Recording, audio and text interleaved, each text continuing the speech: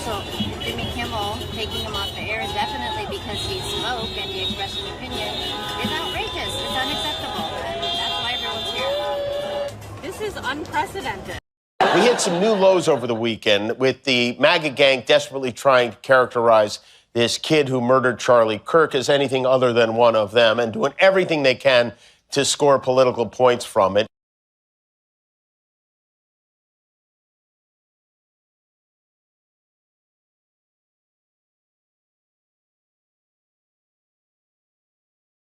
We were just... Andrew Schultz recently said something.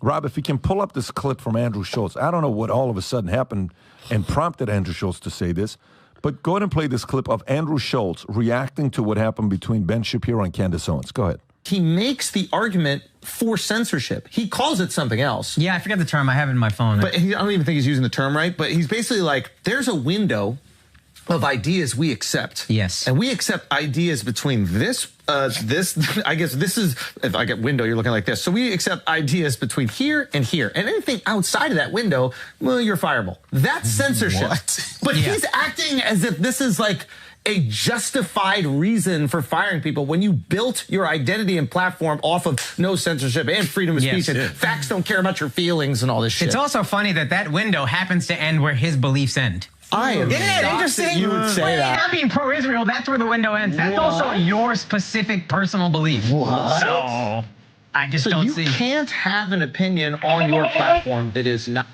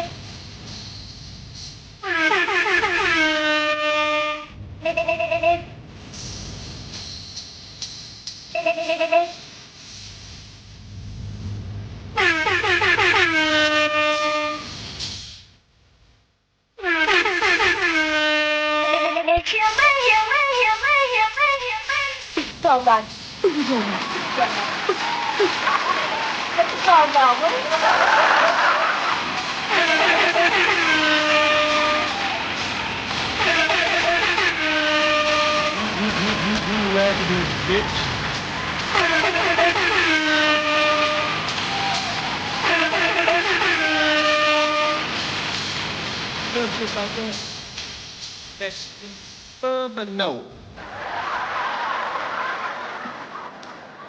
What it is you really do.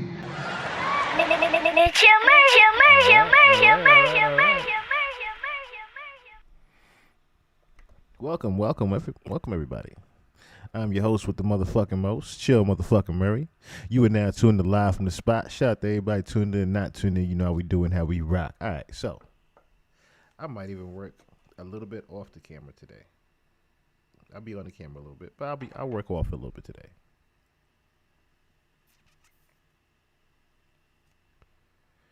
Reason why is because last night, or was it the night before? It's the night before. The night before we did the pod. I kind of didn't like how the internet just abruptly cut on me, right? And I had a feeling, a small feeling, that it was going to be due to censorship.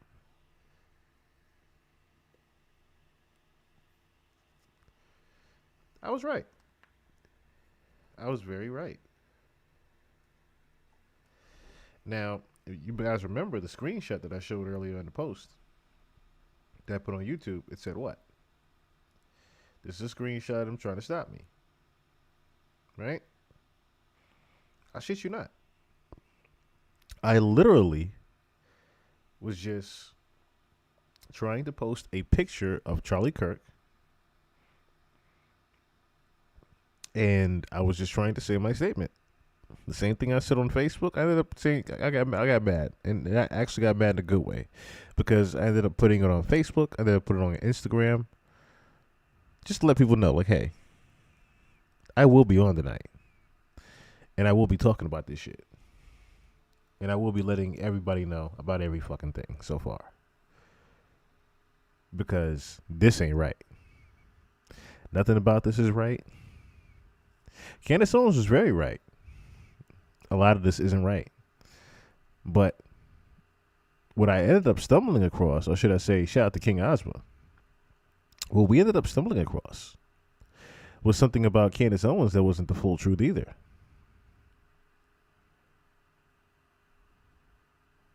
Shout out to the homie Black Lion as well. We went over some information earlier that had been out there that I was not privy to until today.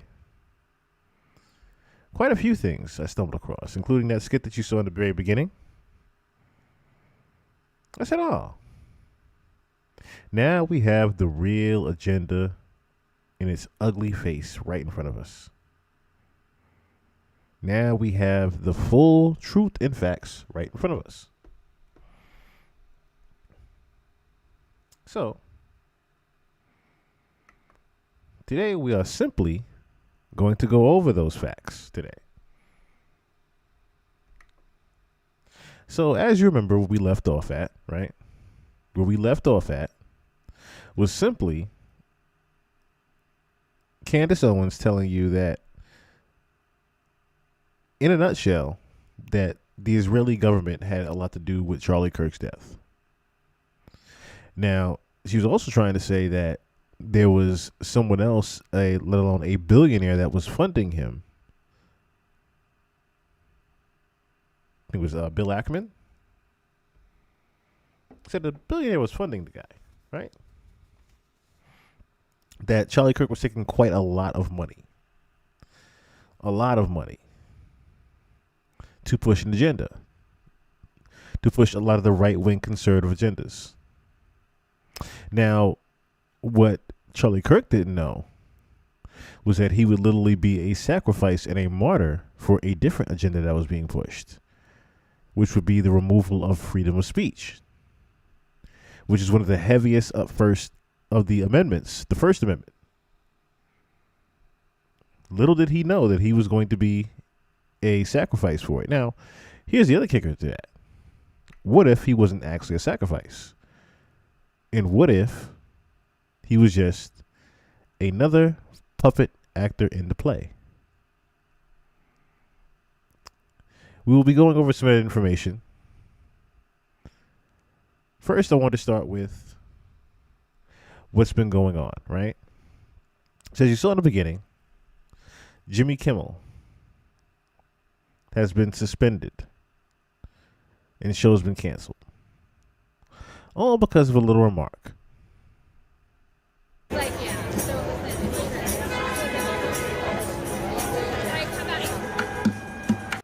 hit some new lows over the weekend with the MAGA gang desperately trying to characterize this kid who murdered Charlie Kirk as anything other than one of them and doing everything they can to score political points from it.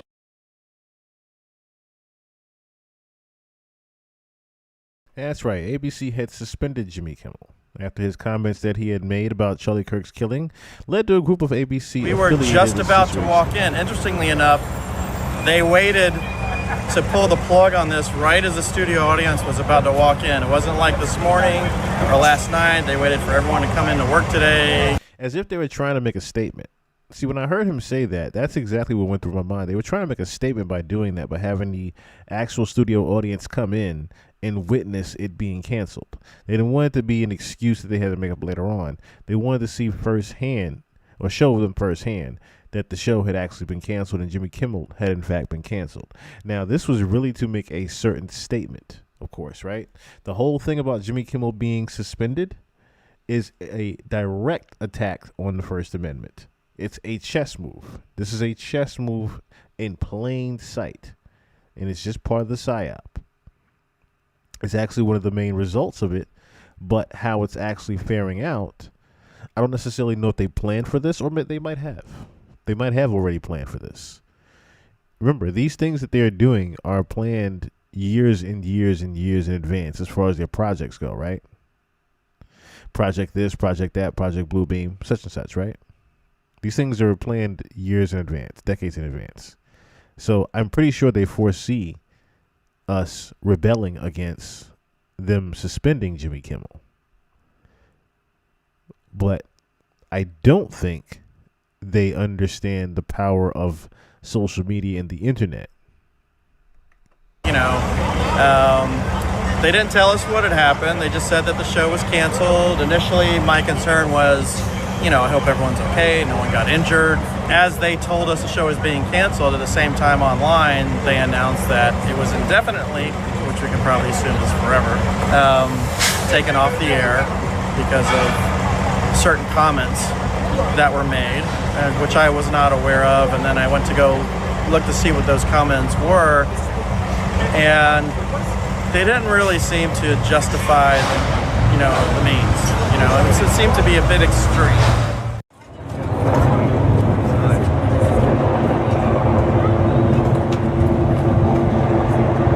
Activate now. Extreme is a very big understatement. Reason why it's a huge understatement is because if you didn't even catch it in the beginning, that small little, I want to say 7 seconds of you hearing Jimmy Kimmel talk about they were trying to leverage what happened to Charlie Kirk as far as, you know, the conservative movement or Donald Trump's political party, the MAGA movement, is trying to capitalize off Charlie Kirk's death.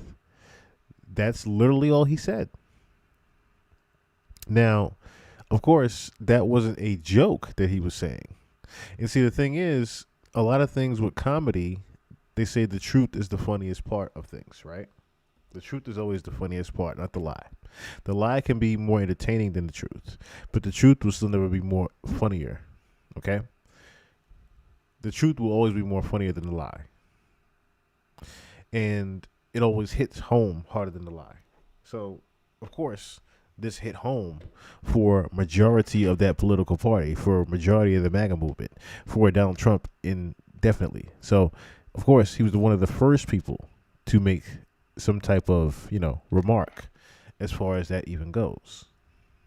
Now's the time to get together. Now's the time to find people that are just like you, who feel the same, and join with them and drag them along tomorrow, 4:30, right here. Be in protest, standing with Jimmy Kimmel. Jimmy Kimmel, speak and go after anybody that is opposing them.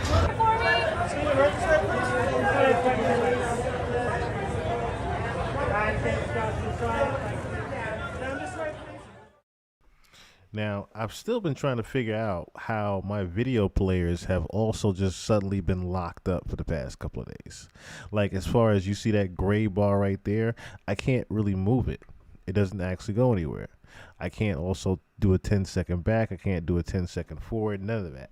For some strange reason, my buttons have just been disabled. I have no earthly idea why. My drivers are updated, so on and so forth, right? All updates have been done on this computer. But for some strange reason, like I said, when I did the Charlie Kirk interview, I should say the Charlie Kirk podcast, all of a sudden my video players have been locked up. And I didn't understand why. Even down to my player that I tried to use on the side, as you guys saw, my other one, all of a sudden during the pod, it locked up. I said, okay. I understand. Chum, come down. What's going on? I do understand now. Now, again, this would result in demonstrators outside of Disney Studios protesting what happened to Jimmy Kimmel, as they did not like it. Protesting while I still can.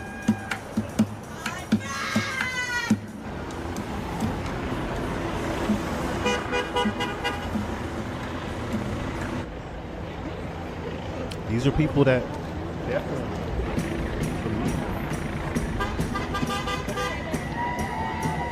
of speech to. This is freedom of speech, and canceling Jimmy Kimmel, taking him off the air definitely because he spoke and he expressed an opinion is outrageous. It's unacceptable, and that's why everyone's here. This is unprecedented. We are looking at an authoritarian government crackdown on free speech. Anything that they don't agree with, they are more than willing to use their power to ignore the First Amendment. It's unprecedented and it's extremely concerning, and that's why people are out here today, and they're going to continue to be protesting and demanding that society push back. And moving forward, they need to put Kimmel back on the air, and they need to start having a backbone, because if our media companies are going to fold on the First Amendment, this country is in trouble.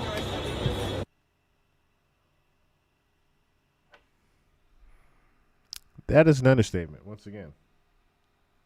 And here's the thing. So the next thing I want to look at here, right, is what this whole thing is even about. Andrew Schultz recently said something.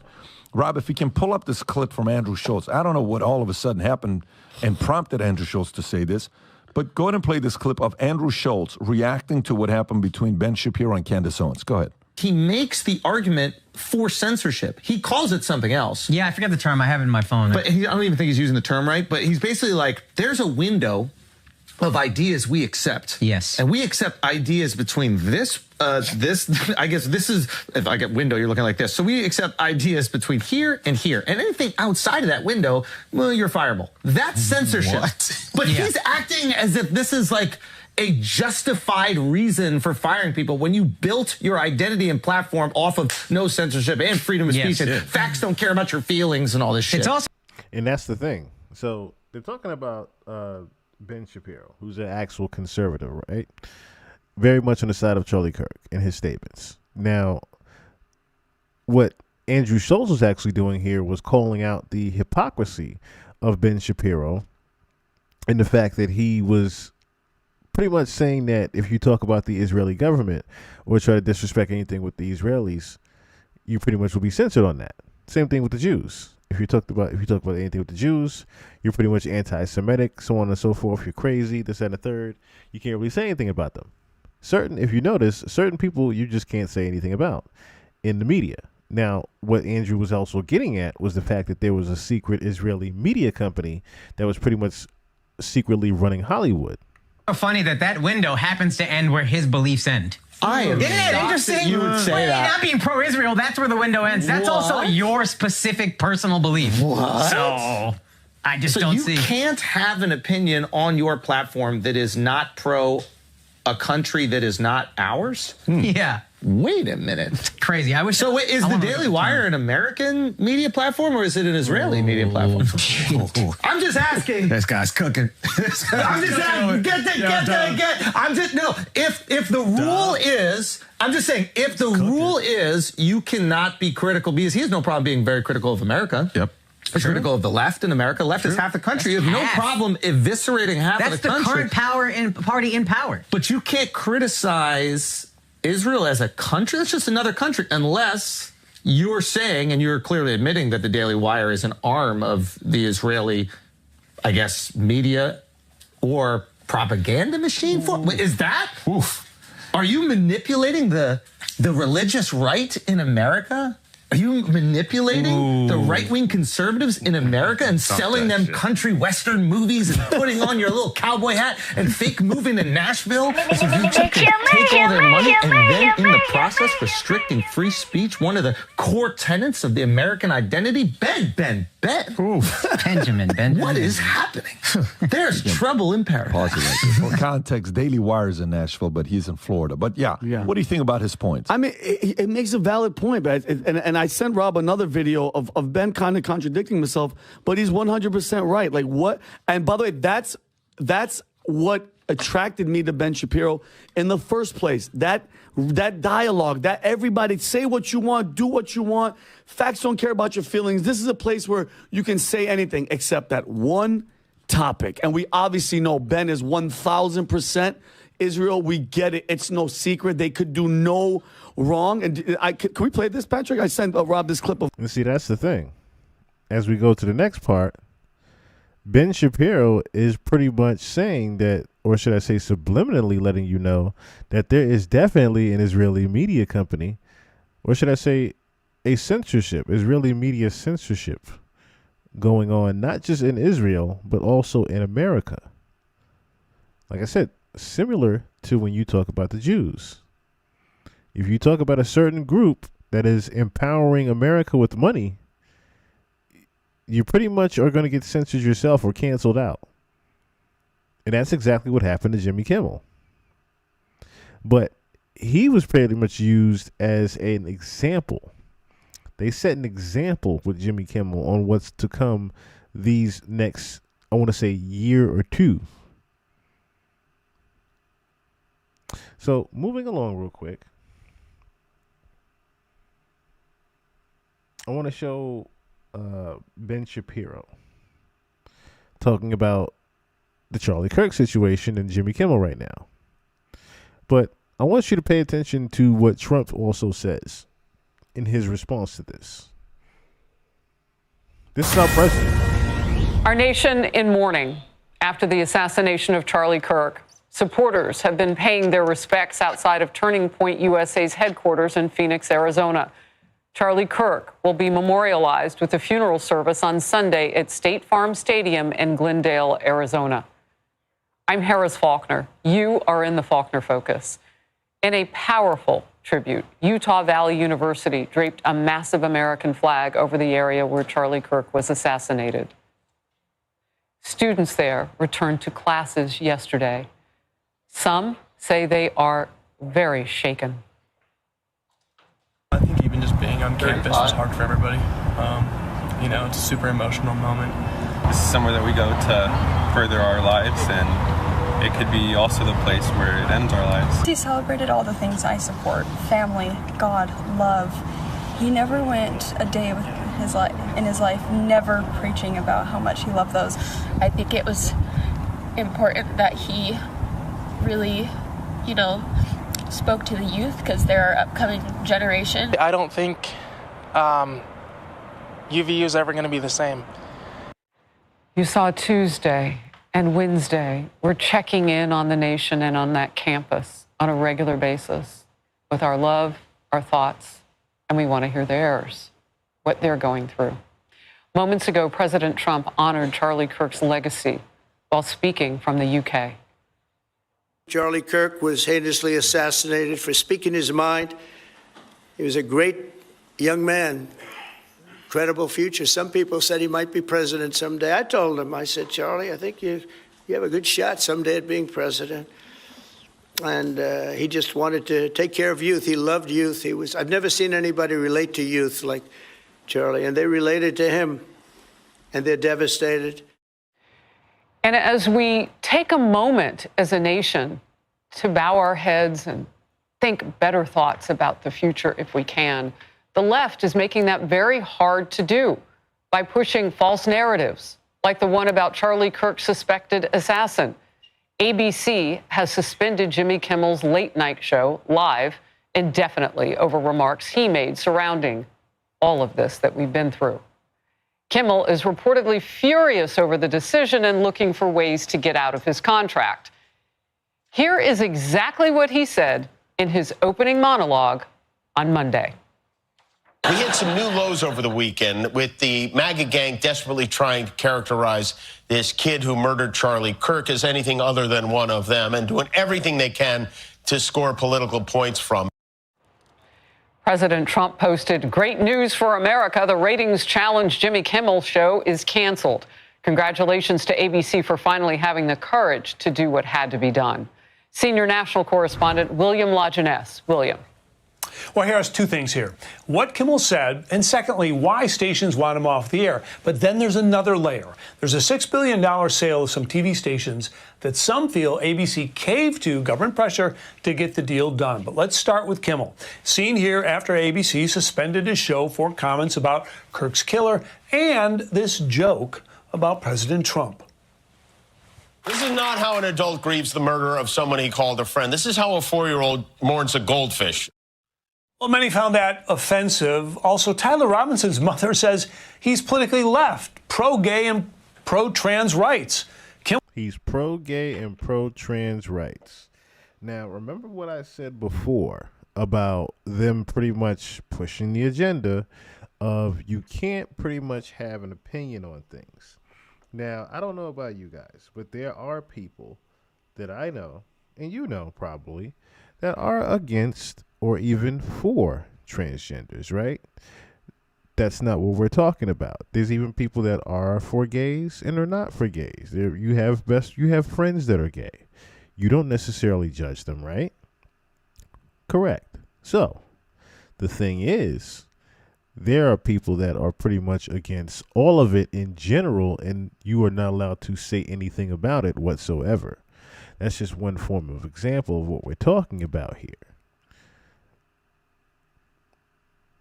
What they are trying to say is that you are not allowed to think for yourself anymore. That is what they are slowly trying to say to you. You are not allowed to think for yourself anymore. We tell you what to think. Well, it's wrong. Now, before he continues, the whole goldfish joke, right? That speaks volumes because it stung Trump. It stung Trump. Remember the video that I showed you guys? And even you guys even pointed out that it was AI? That it seemed very fake. His public address to Charlie Kirk and his condolences. Then he misses the visual to go play golf. So was the joke far-fetched? Or did it just hit home? That America's broadcasters are standing up to serve the interests of their community. We don't just have this progressive foie gras coming out from New York and Hollywood. So that prompted this from the ACLU and Democrats. Jimmy Kimmel is the latest target of the Trump administration's plan to silence critics and control what American people read and watch. This is just despicable, disgusting, and against democratic values. America is a less free place if late-night comedians cannot do and say what they want. We should not be going after people for this. Look, did he get some things wrong? Yeah. I mean, but he is not a commentator, a news anchor. This is somebody who's a comedian. Well, many feel he is a social commentator, but Kimmel can say what he wants, but ABC can also hold him responsible for it. We still have free speech, but if you're putting a television show on, broadcasting to millions of people nationwide, and you're telling lies, sure, you can do that. That's free speech, but there are consequences to it. And here's the backstory, Harris. The red dots you see are ABC-owned affiliates by Sinclair Broadcasting. The yellow dots represent some of the 32 ABC stations owned by Nexstar, which is trying to buy 64 more stations in a $6 billion deal that must be approved by the FCC. So many feel that Kimmel is being pulled off the air until ABC can get that deal done, or at least on Nexstar's behalf, help them get this deal done. They suspended Kimmel only until that deal goes through, and he makes an apology, then comes back on air. But I will say, ABC's losing some money. He makes about $6 million a month for the network, so you know, it's not chump change, if you will. Jimmy Kimmel will not be apologizing. I'm going to tell you that right now firsthand. Jimmy Kimmel would not be apologizing, because apologizing as a comedian for telling the truth means you're apologizing for giving up your own right to say what you want as a comedian and give your opinion, especially if you're telling the truth. You can't apologize for telling the truth. Having him off the air. He also makes a lot of money. I mean, think about it. And his ratings are low. I mean, they pay him anyway. William, he does have at least one other show on that network. Any word on that? What show's that? He's got like a game show on as well. No. I Okay. hate to say I go to sleep. You I didn't see it. Oh, and that says it all. Okay, William Lodgen S., great reporting. Thank you. Thanks. Bye. That says it all about the ratings. In focus now, Ben Shapiro, podcast host. Great to see you today. First of all, you're in the media. You're seeing this blow up, as we all did, in social media over the last 24 hours, especially last night. Your first reaction? This is Ben Shapiro, the gentleman that Candace Owens was speaking to, that Andrew Schultz was speaking of. This is the gentleman that was supposedly having a, hypocrisy moment about freedom of speech and censorship. Ben Shapiro was pretty much, all for you need to be able to say what you want. Government can't tell you what to do, yada, yada, yada. But listen to how he is now. My first reaction is I'm sort of surprised that it took 10 years for the public to sound off on how much Jimmy Kimmel sucks. I mean, the reality is that he's been awful at his job for full on a decade. His ratings have been terrible. He has become not a comedian, but as Guy Benson over there has said, the woke pope of late night comedy. And so affiliates looking at Jimmy Kimmel at this point and saying, you know what, we don't wish to be associated with Jimmy Kimmel's program. That is perfectly well within the ambit of what affiliates very often do when they don't like the programming or they don't like the things that particular hosts are saying. Sinclair has made very clear their feelings about Jimmy Kimmel. They say they're going to replace his show on the air this Friday with an hour-long tribute to all of our friend Charlie Kirk, which I think is exactly the right move. I would not be shocked at all if that tribute received significantly higher ratings than Jimmy Kimmel's show did in that slot. Well, back in 2017, there was somebody who already felt like Jimmy Kimmel didn't have great humor. In fact, he tweeted about it. Charlie Kirk. Look at this. Charlie Kirk said then, October 5th, 2017, Jimmy Kimmel isn't funny. Ben. Well, I mean, Charlie was right about a lot of things. That is just another thing that Charlie was right about. And again, I think that the question as to whether Kimmel is losing his position, whether he ever comes back due to public pressure or whether it's due to the Trump administration is an interesting question. But there's no question that... Now, whether or not he really said that back then or did remains to be seen. The way they tried to emphasize and make it such a big deal that Charlie Kirk said that is my point exactly of how they're trying to push the agenda of removing freedom of speech. The lengths that they're going to do that is what I'm trying to put on display here. The general public was not buying what Jimmy Kimmel was selling, and that was evident from the ratings. And if affiliates, again, say, you know what, we don't wish to put this on our stations, well, nobody has a right to a late-night show on ABC or its affiliates. Well, Kimmel was far from the only person in the legacy media pushing the false narrative that the suspect was MAGA and motivated by far-right ideology. Watch this. The shooter was right-wing. There's no ifs, ands, or buts about it. It's not really hard to figure out. In fact, he was very, very right-wing. He had at least some association or affinity or fascination or interest in this Groyper group, which would lead you to believe that he's actually not a leftist. There was an incredible amount of angry discourse from the right, blaming the Democrats, blaming liberals, saying, you're the reason this happened. Only to find out, surprise, 22-year-old white dude, love guns, didn't check it in them boxes y'all thought he would check, did he? I mean, at least they are showing us who they are. It was very clear early on exactly what was going on here. I mean, the early accounts from media outlets, including places like The Guardian and Tablet Magazine, were reporting that friends and family of the shooter said that he had turned very hard to the left. We knew very early on what was etched on those bullets, which included not only gamer language, but... Now, notice again how they're trying to split things down the middle with the leftists and the right, right? Notice how they're putting that in there every single step of the way. Oh, we knew he was a leftist, but he was actually a right? He was a conservative. That's what they're trying to paint the picture of. Like, which one was he? Was he a leftist? Oh, he has to have been a leftist because he shot Charlie Kirk. Oh, well, no, he was a right. He was from MAGA. Well, what if I told you none of that actually even mattered? I'll get to that in just a second. language that was associated with apparently trans issues. And of course, it was pretty clear very early on, as early as Saturday, actually, that this person was a gay man who was in a relationship with another man who believed he was a woman, and they were both into a phenomenon that can only be described as furriness. And so the idea that this was in any way a right-wing shooter was debunked extraordinarily early on, and yet that line continued to be retailed. Now we see a sort of backup line, which is, well, actually, it was just a personal psychological issue. It had to do with his relationships. We've seen the line that actually was apolitical, that had nothing to do with politics at all. All of that is absolute sheer nonsense. He says in those text messages with his gay lover that Charlie Kirk was hateful. And the reason he thought Charlie Kirk was hateful is because of Charlie's views specifically on the gay and trans issues.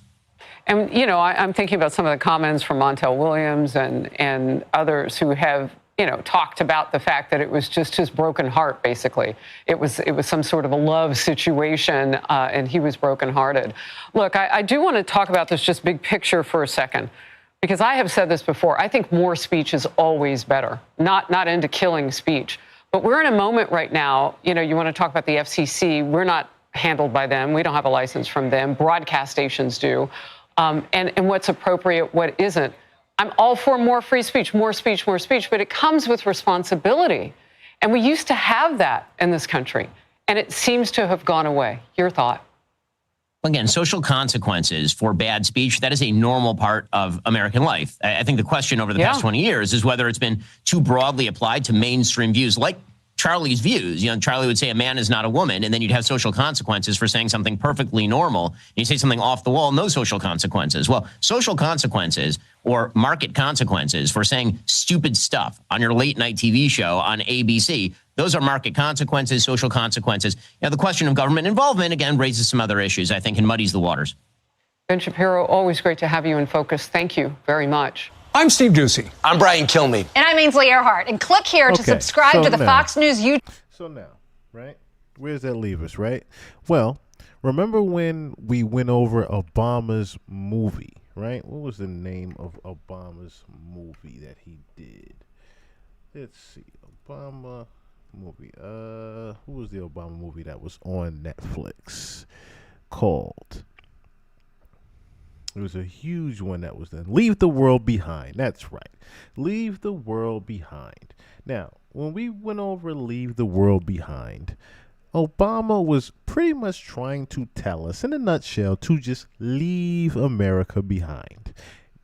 It's no other way to put it. And the reason why he was saying that, you sort of different subliminals, the Tesla cars going haywire, freedom of speech being removed, rights being removed, people being told when and where they can go, people being isolated with curfew and being forced to be together and things like that, right? I want you guys to listen to Obama addressing the Charlie Kirk situation. And notice what he says. Well, speaking of the events of the world, you are in Pennsylvania, as you know, earlier this year, the governor's mansion, the subject of an arson attack, the tragedy in Minnesota back in June, the horrific murder in Utah of a conservative activist. Are we at an inflection point in our country? Where are we today? Well, we are certainly at an inflection point, not just around political violence, but there are a host of larger trends that we have to be concerned about. I think it is important for us at the outset to acknowledge that political violence is not new. It has happened at certain periods in our history. But it is something that it is anathema to what it means to be a democratic country. And regardless of where you are on the political spectrum, what happened to Charlie Kirk was horrific and a tragedy. What happened, as you mentioned, to the state legislators in Minnesota, that is horrific. It is a tragedy. and there are no ifs, ands, or buts about it. The central premise of our democratic system is that we have to be able to disagree and have sometimes really contentious debates without resort to violence. And when it happens to some, but even if you think they're quote unquote on the other side of the argument, that's a threat to all of us. And we have to be clear and forthright in condemning it. Now, that doesn't mean that we can't have a debate about the ideas that people who were victims of political violence were promoting. And so I've noticed that there's been some confusion, I think, around this lately. And frankly, coming from the White House and some of the other positions of authority that suggest, even before we had determined who the perpetrator of this evil act was, that somehow we're going to identify an enemy. We're going to suggest that somehow that enemy was at fault, and we are then going to use that as a rationale for trying to silence discussion around who we are as a country and what direction we should go. And that's a mistake as well. And so, look, yep. So I can't run it back, of course. I know you caught it. I know you caught it. What he said just now. We cannot allow the fault of that victim, of the fault of this enemy. We cannot allow that to remove us having discussion around this, because that would remove the foundation that this country is on. He's talking again about our freedom of speech. Without him trying to say it, he had to tip. If you notice, Obama is, this has nothing to do with age, why he's speaking like this. I know some of you are listening to this. Mean Gene, what's going on? He's like a rapper now. Never heard of them until they get smoked. Maybe they more commonly connected than we know. Yeah, it's a bit more of a connection than we know. It's definitely that. But with Obama, if you notice how he's slowly speaking here, right? He's sort of tiptoeing around his words. That's not by accident. Again, this has nothing to do with age and why he's tiptoeing around his words. He's doing that for the simple fact that he knows the censorship that America is under right now, even though he is just a president, or just a former president. He's one of the most liked and, more charismatic of the presidents that ever did it, right? But even he knows he can be clipped at a moment's notice. He can be removed, if you will. And his voice would not be mattered. His voice would not matter or be heard. So that's why he's tiptoeing around his words and how he actually says them.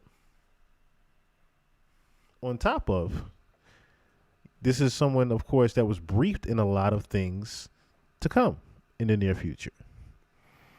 So he can't say every single thing that he wants to say right now. He simply cannot. He's not allowed to. That's part of the oath that he took. He's not allowed to say the actual truth. He is still a Freemason at the end of the day. So remember what I always said about Freemasons, what we studied before. Freemasons will always tell you what's going on, but they'll tell you by going around it.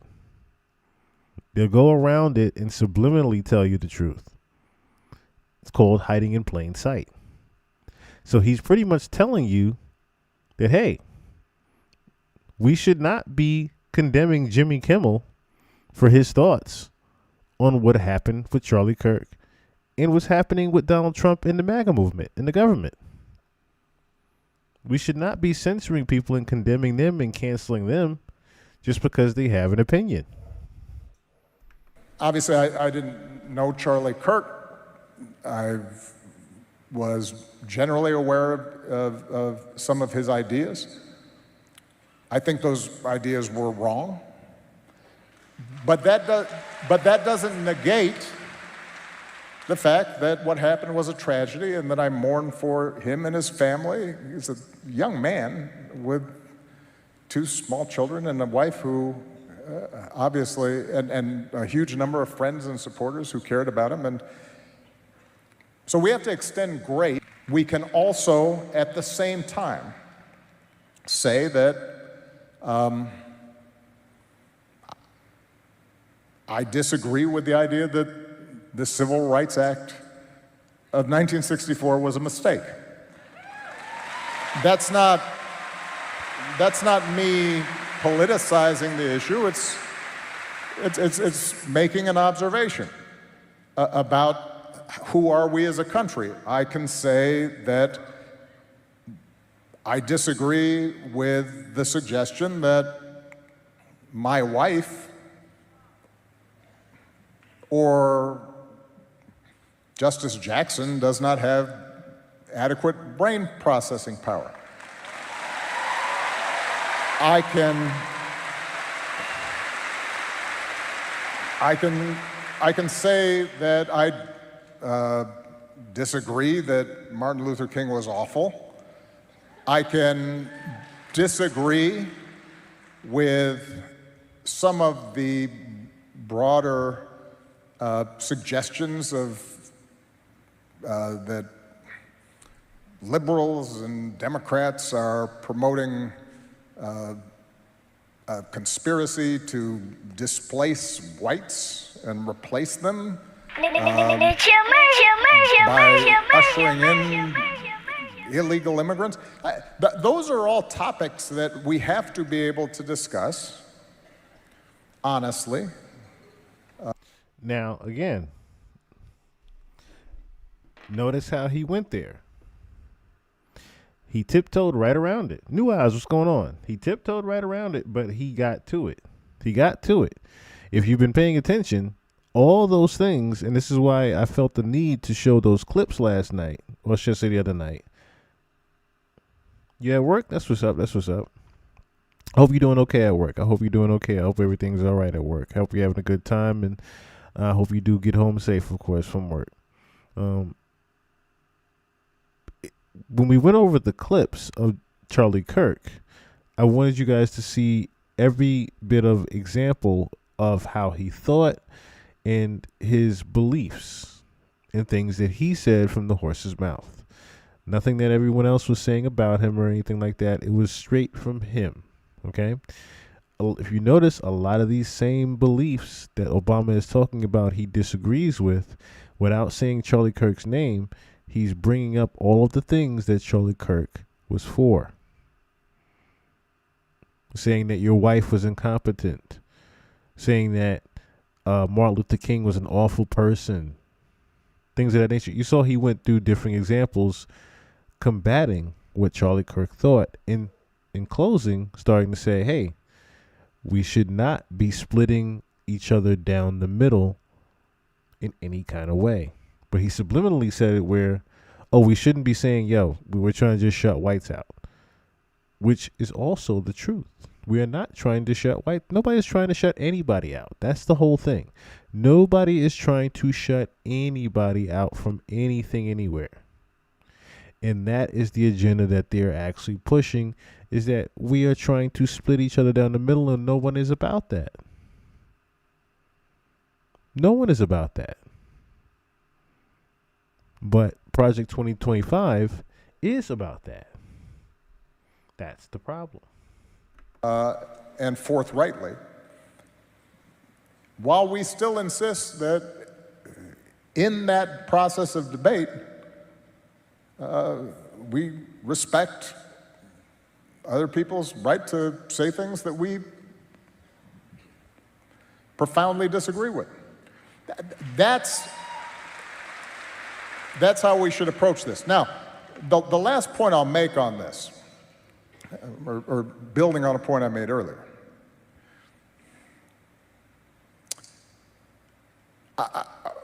I've been very impressed with Governor Cox in Utah and how he's approached some of these issues. I suspect Governor Cox and I disagree on a whole bunch of stuff. He is a Republican, a self-professed conservative Republican. But in his response to this tragedy, as well as his history of how he engages with people who are political adversaries, he has shown, I think, that it is possible for us to disagree while abiding by a basic code of how we should engage in public debate. I think your own governor here, Josh Shapiro,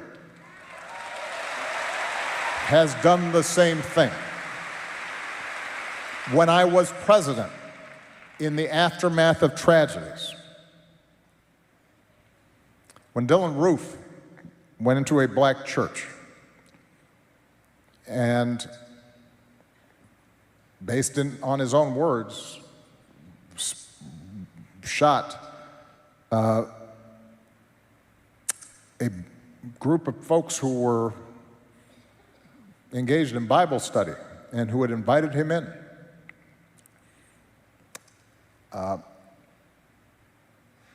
And according to him, it was for racist reasons.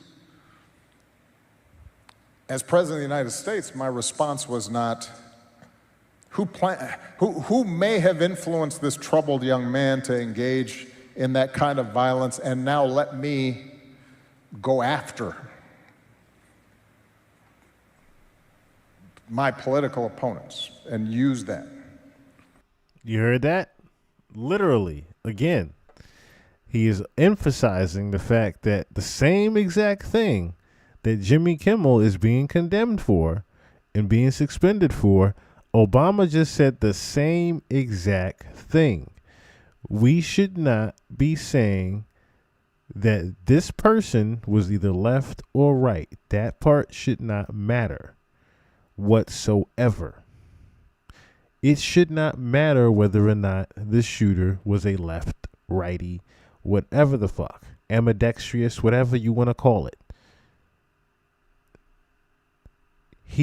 The part about his political stance should not matter on what happened and what he did, supposedly, right? We'll get to that. It is the fact that they are trying to use this situation in this incident as a way to start the Civil War. And Obama knows that the Civil War is coming. George Bush. Thank you so much, DTM. I greatly appreciate that. Again, I don't agree with him on a lot of stuff, but he is a good, gracious man, and one of the, I thought, most commendable things that he did after 9/11, the most horrific thing to happen to the United States during the course of my lifetime, in my memory, in the aftermath of this terrible tragedy, made a point. We are going to go after the people who perpetrated this. But he explicitly went out of his way to say, we are not at war against Islam, and systematically and repeatedly talked about how we can't use this as a way to divide and target fellow Americans. And so when I hear not just our current president, but his aides who have a history of calling political opponents vermin, enemies, who need to be targeted. That speaks to a broader problem that we have right now. And something that we're going to have to grapple with, all of us, whether we're Democrats, Republicans, independents. We have to recognize that on both sides, undoubtedly there are people who are extremists and who say things that are contrary to what I believe are America's core values. But I will say that those extreme views were not in my White House. I wasn't embracing them.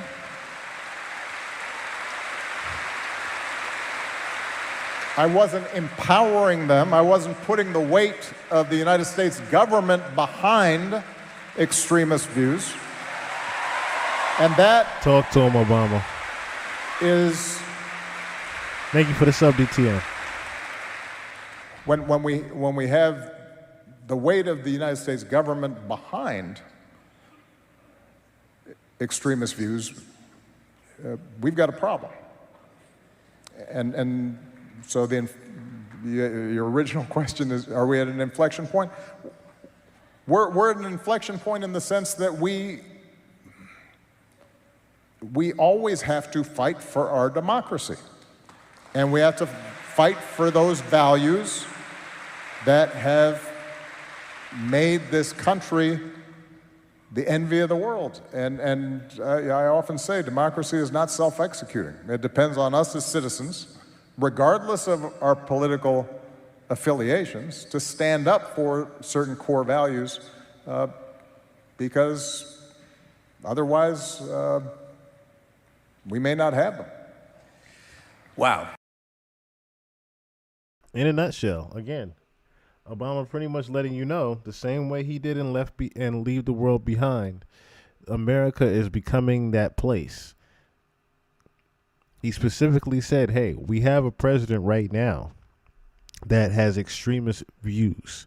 And what he means by extremist is someone that is willing to do whatever he needs to do to get it done, whether that means it's by violence or whether it's not by violence. Of course, he'll make it look like it's something that's just for the American people. He'll always make it look like it's for the benefit of the American people, but is it really? Is it really? Is it really at all? So what I want to get into now, as I said before, now we're getting into the meat and potatoes of things, okay? So, interesting enough, about 3 months ago, a video surfaced of a gentleman saying that he had a premonition that a beloved leader would be getting shot or falling, so to speak.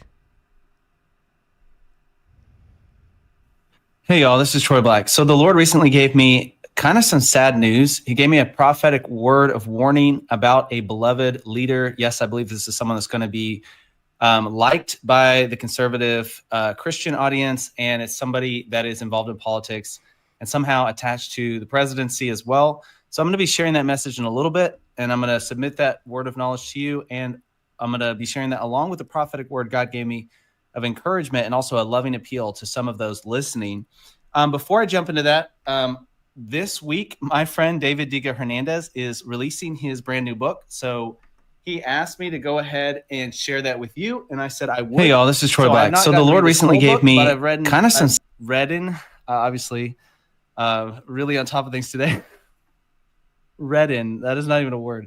I have read a good chunk of it, and it's amazing. And everything that I've read several of his books now, and everything I've read from David has been really, really good and very scriptural, biblically based, but also Holy Spirit inspired. So this is Holy Spirit, God within you.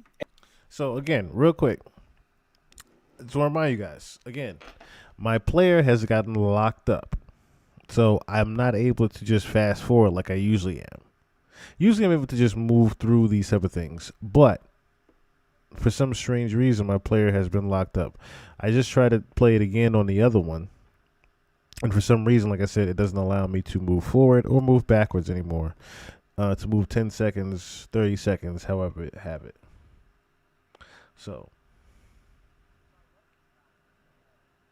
again, this gentleman here, about 3 months ago, posted a video saying that he got a premonition from God about a political leader that, as you heard, would be tied to Trump, conservative, and someone that was beloved and charismatic, right? Okay. Listen to this gentleman here in his premonition. If the Lord leads you to get this book, I highly encourage you to do that. You can find links to it on encounterthespirit.com. And so y'all go check out that website where they have more information about this book and how to grab copies of it. I believe it's coming out in 2 days from now. So super exciting I'm super excited about that for David. And I love his ministry and everything he's doing. So that's at encounterthespirit.com. All right, moving on.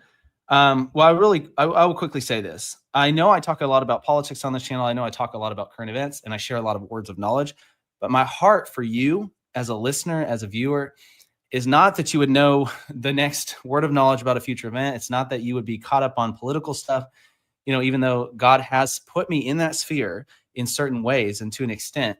But my heart for you is that you would just know Jesus first and foremost, that you would understand what he's done for you and be forgiven of your sins. You would have a real relationship with him. That's my heart for everyone. And then second off, that you'd be filled with the Spirit and walking with him daily and enjoying the fruit of the Spirit, enjoying the life that the Holy Spirit has for you. So there's nothing like walking with the Holy Spirit and being led by him. But this is what I heard on May 29th. So I got this sad news. The Lord, I was in conversation with my friend Jacob, who works with me earlier today, and we were talking about what to do for the thumbnail. And we both decided it would not be right to put somebody on the thumbnail that we didn't know, was the person. But the Lord did give me some clues as to who this might be and some clues as to who it's not. So I'll say that, and then I'll share that later. But this is what I heard the Lord say. A little bit here I understand, a little bit I don't. We'll have to wait and see what comes of this. But I heard the Lord say the State Department. And then he said, clarifying some issues from the past. And he said, from past presidential runs. And he said, bringing to light some of the hidden shames and failures of our past leaders.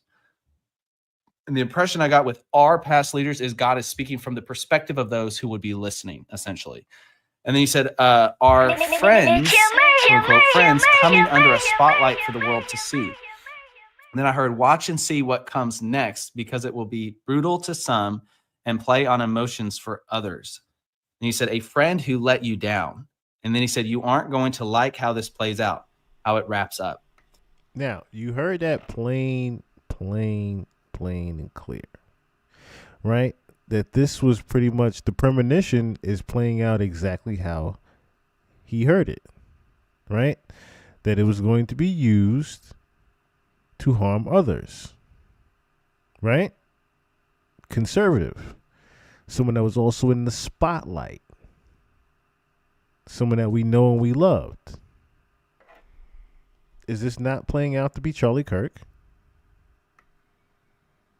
Someone in politics. Someone close to the president. This is your friend.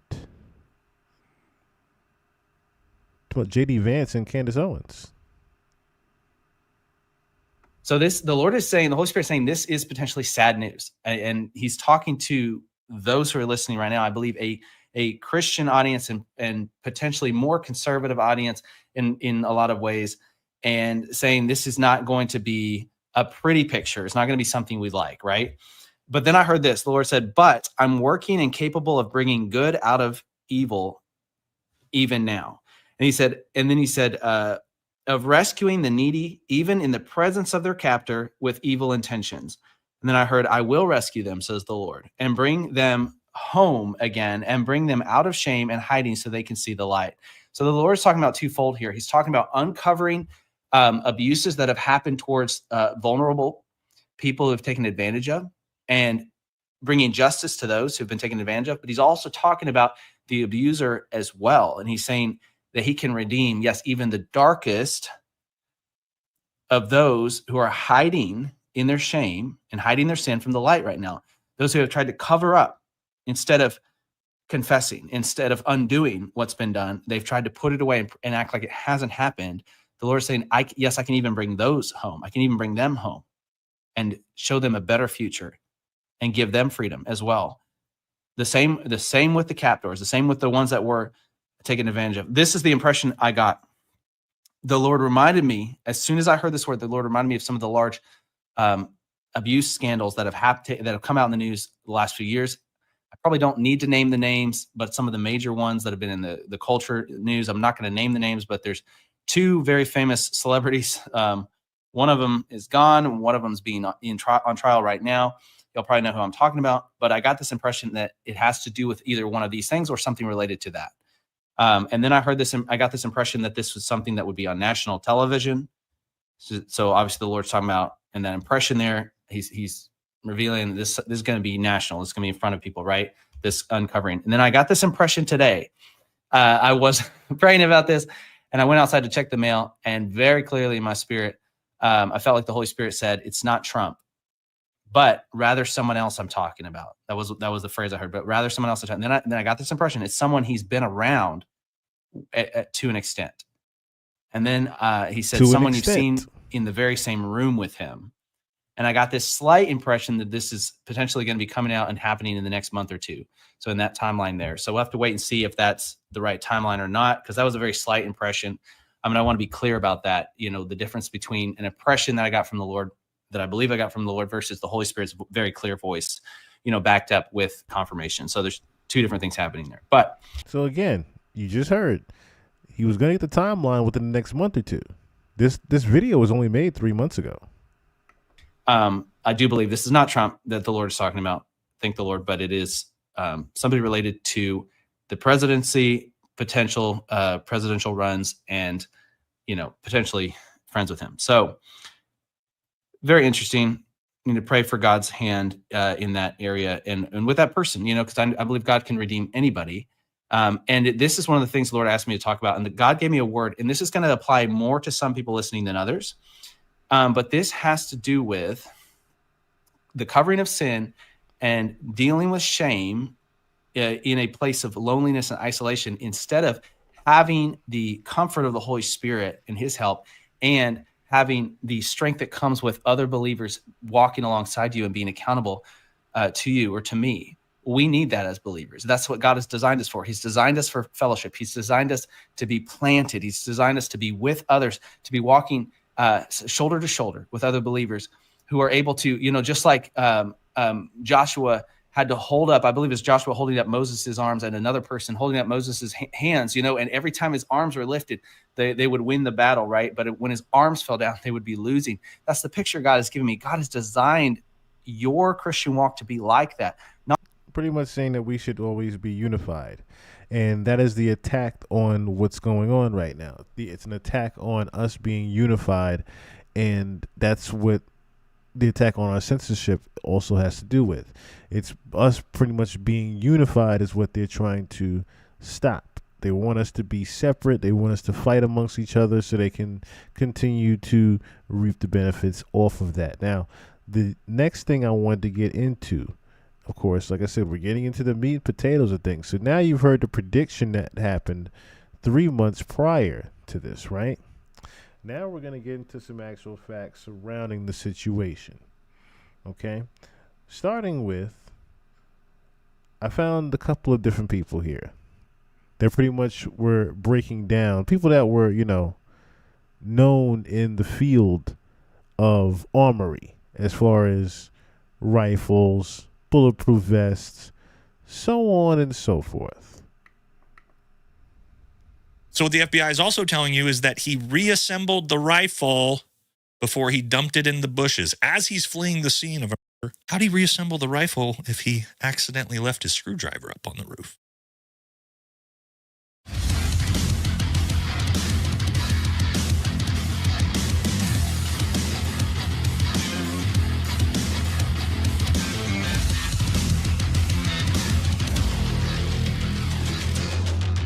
Welcome back to the channel, everybody. I know it's been a few days. I've been out of town, but it's actually given me an opportunity to let the FBI complete its full official story regarding the Charlie Kirk situation. And man, it's an interesting story to say the least. That's what we're going to do in this video.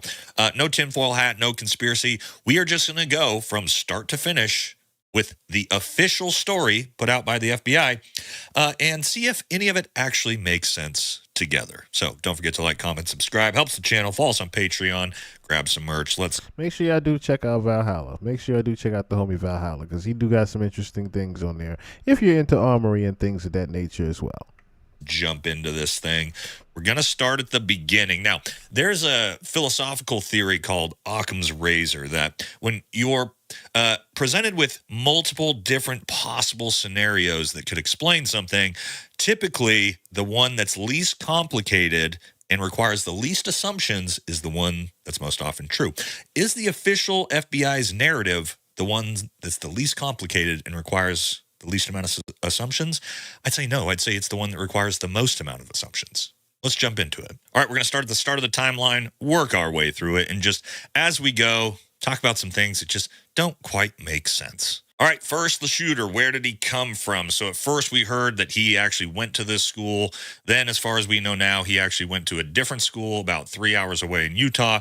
So yes, this kid drove up for the event, apparently somehow pre-scouted the entire area, knew exactly where he needed to be and park to be able to get onto this roof, get in the exact perfect position he needed to take this shot. Okay, that's fine. We can assume that's not that outrageous of a theory. Then, according to the FBI, we got to get into, as he gets to the event, his clothing situation. A lot of supposed clothes changes in a weird timeline that doesn't make sense. I'll let the FBI talk about it, though.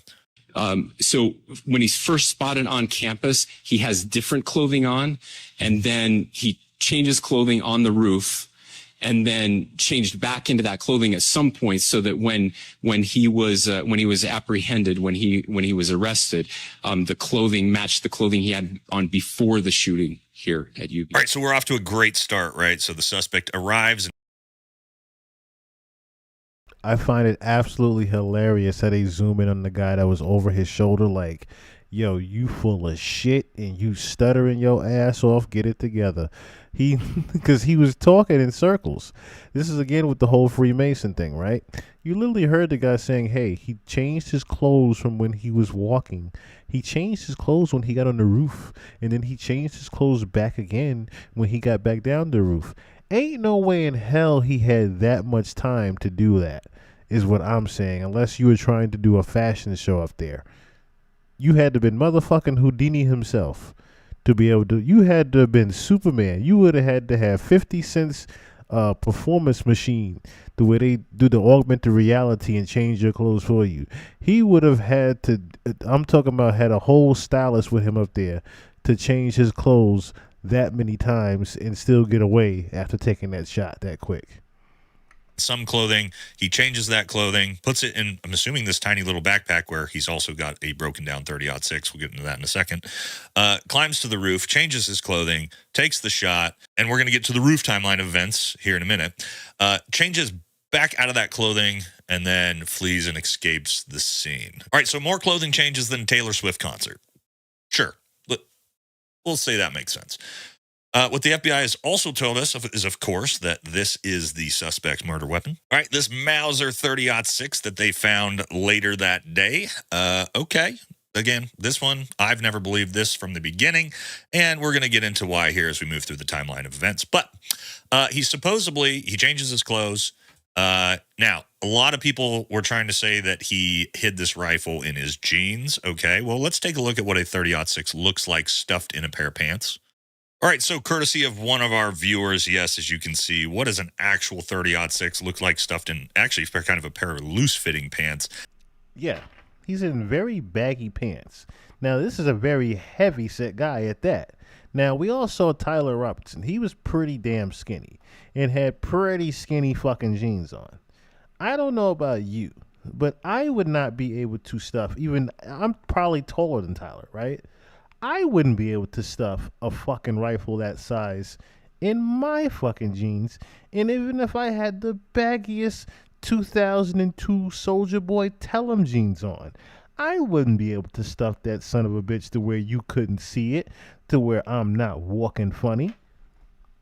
Absolutely outrageous, ridiculous. So no, it wasn't just stuffed in this kid's tiny little skinny jeans. We know that. So the FBI then says, well, yes, he disassembled this 30-06 and he put it in his tiny little backpack, which I'm not even sure how the barrel fits in that backpack. All right, sure. Let's just pretend that this. So here's the inconsistency right here you just heard. How do you go from you carrying it in your jeans to then putting it in your backpack? Wouldn't you have just had it in the fucking backpack to begin with? Kid is David Blaine Jr., and he somehow has a fully broken down 30-06 in this tiny little backpack that he has with, of course, his change of clothing on top of it. Also, the tools to put together and take apart this weapon. He gets to the top of the roof, and as you heard the FBI say there, he changes his clothes when he gets on top of the roof. He reassembles his rifle. The FBI says we know that's what he did because the FBI found the screwdriver he used to reassemble the rifle, and it matches the DNA. The fucking screwdriver. This is where I drew the line at when I started hearing some of these fucking facts. A screwdriver? Dog. You mean to tell me that this supposed kid took a screwdriver and disassembled what looked like a Walmart value version of a fucking rifle, as well as changed his clothes like Jay-Z and Pharrell up there in one little camp backpack? A bullshit? A bullshit? A bullshit? A bullshit? It's just no way. It's just no motherfucking way. To the shooter. Okay, let's see that statement. All right, so yes, here we go from the FBI Director Kash Patel himself, a real winner in this entire situation, tells us the DNA found on a towel wrapped in the woods with the 30-06 matches that of the shooter. Also, that the DNA linked to Tyler Robinson with a screwdriver recovered from the rooftop, that's going to be important here in just a second, was also recovered. All right, so quick recap, because we got to stay in our timeline here because it's all over the fucking place. So the kid shows up, he changes his clothes. He's got his broken down 30-06 in his backpack and this Magic Houdini backpack that's fitting all this crazy shit in it. He gets to the top of the roof. He changes his clothes. He reconstructs the rifle with this screwdriver that the FBI found, okay? Then, of course, we see him take the shot, and in the chaos, we see that first video of him immediately sprinting across the roof right after that shot. We then see him flee out the back. All right, and I want you guys to pay attention to this. So if you see my cursor right here on the left, this is where the FBI says he took the shot from. Okay, we then see him immediately sprint along the front of this from that front viewed camera and sprint around this right off the back, as we've seen. There he goes. So you mean to tell me he takes the shot, runs all the way across the fucking roof, and somehow was changing his clothes and disassembling the gun the whole way doing this? He would have had to been fucking Inspector Gadget. He zooms in. A lot of people are trying to say he's got a rifle with him. We're going to see here in a second. That's just silly. He jumps down, throws his backpack, picks his backpack up, which looks like his hat, he actually does, because right here, you see this? Whoop.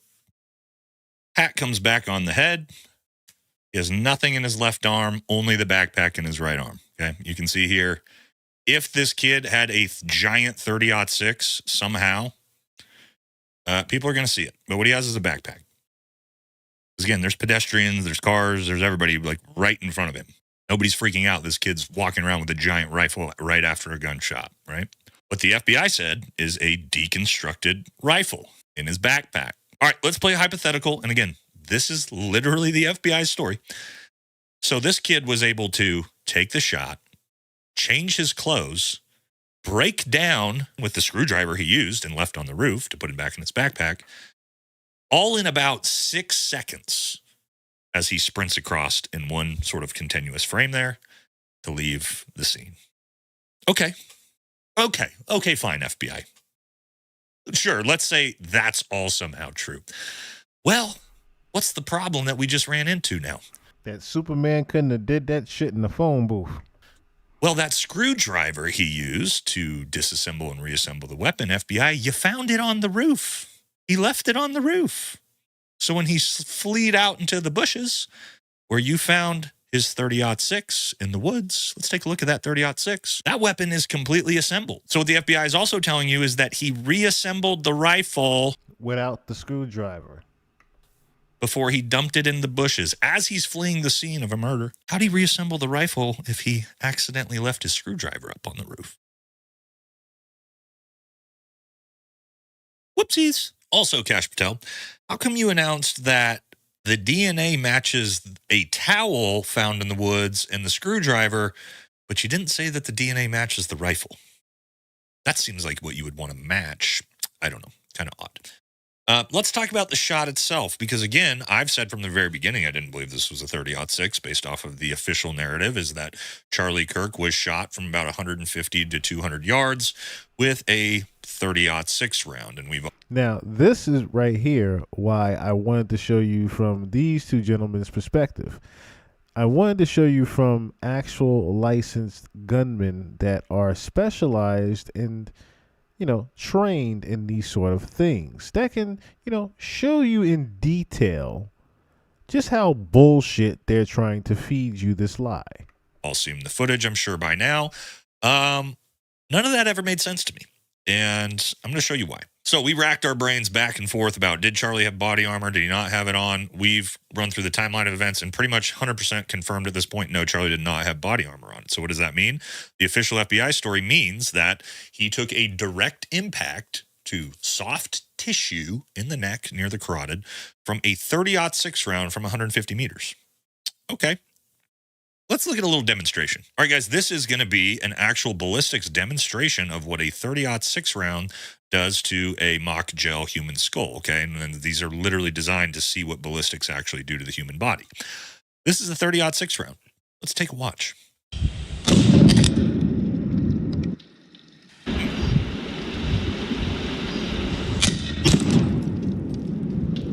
Okay. Exploded his whole noggin. And that is not no regular rubber dummy. That is a fully loaded synthetic skull, okay? That has synthetic simulation flesh on it, okay? That ain't easy to blow up, okay? A regular pea shooter wouldn't have done that. On top of, the whole point of him showing this is, if he got hit with the bullet or the type of round that they are describing, his head would have fucking exploded. It wouldn't have been, you know what? I'm going to show you why they're going over this, right? So look at this example here versus what actually happened. Okay? Versus what actually happened. Exhibit A.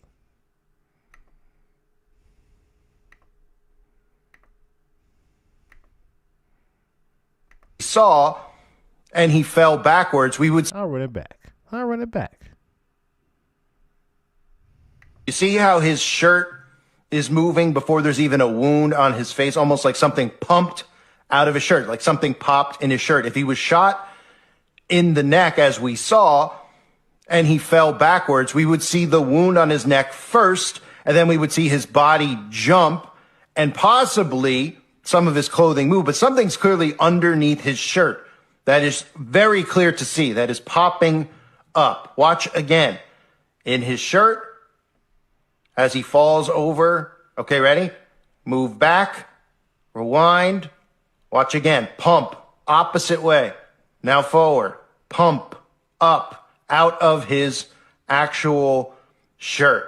So there's clearly a mechanism in place there. And you might say, well, what are you actually getting at? What could be underneath the shirt? Well, a blood squib is a device that they use in films and movies. It looks a lot like this.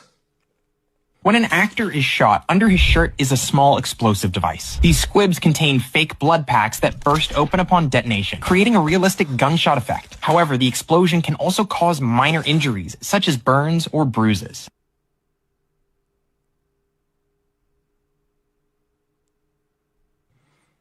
You see how his shirt is moving before there's even a wound on his face, almost like something pumped out of his shirt, like something popped. Now, you hear it and you see it in plain view. Again, something's off.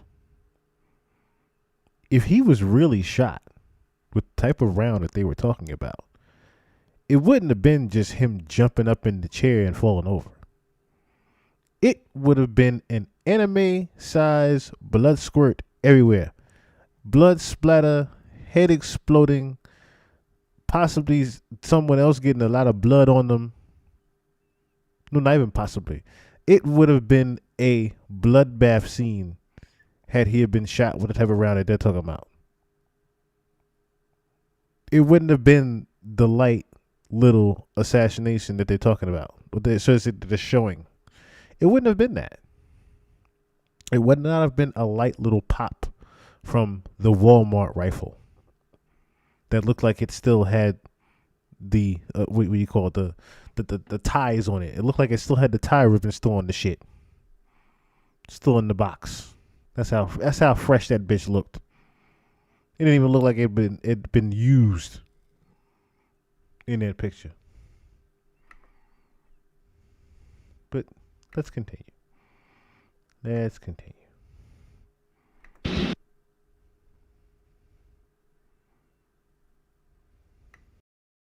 Again. So, we are supposed to believe that a 30-06 round from about 150 meters to soft human flesh, and it's not like Charlie Kirk was some linebacker with, not that it would matter, some giant neck or anything, had that fairly small wound as you still frame the pictures. So, here's the actual still frame. Again, the FBI wants you to believe that wound right there is an entrance wound from a 30-06 round, which we just saw demonstrated. And there was no exit wound. Okay. You know, people say, well, bullets do funny things. Yeah, that would be. We just saw what that bullet would have actually did had it hit that actual place, is what we're trying to get at here. That type of bullet would have went straight through him and exploded. Let's not even exaggerate saying it would have exploded his head. It would have definitely went through him, is what they're trying to say. That actual type of caliber of bullet would have went through him.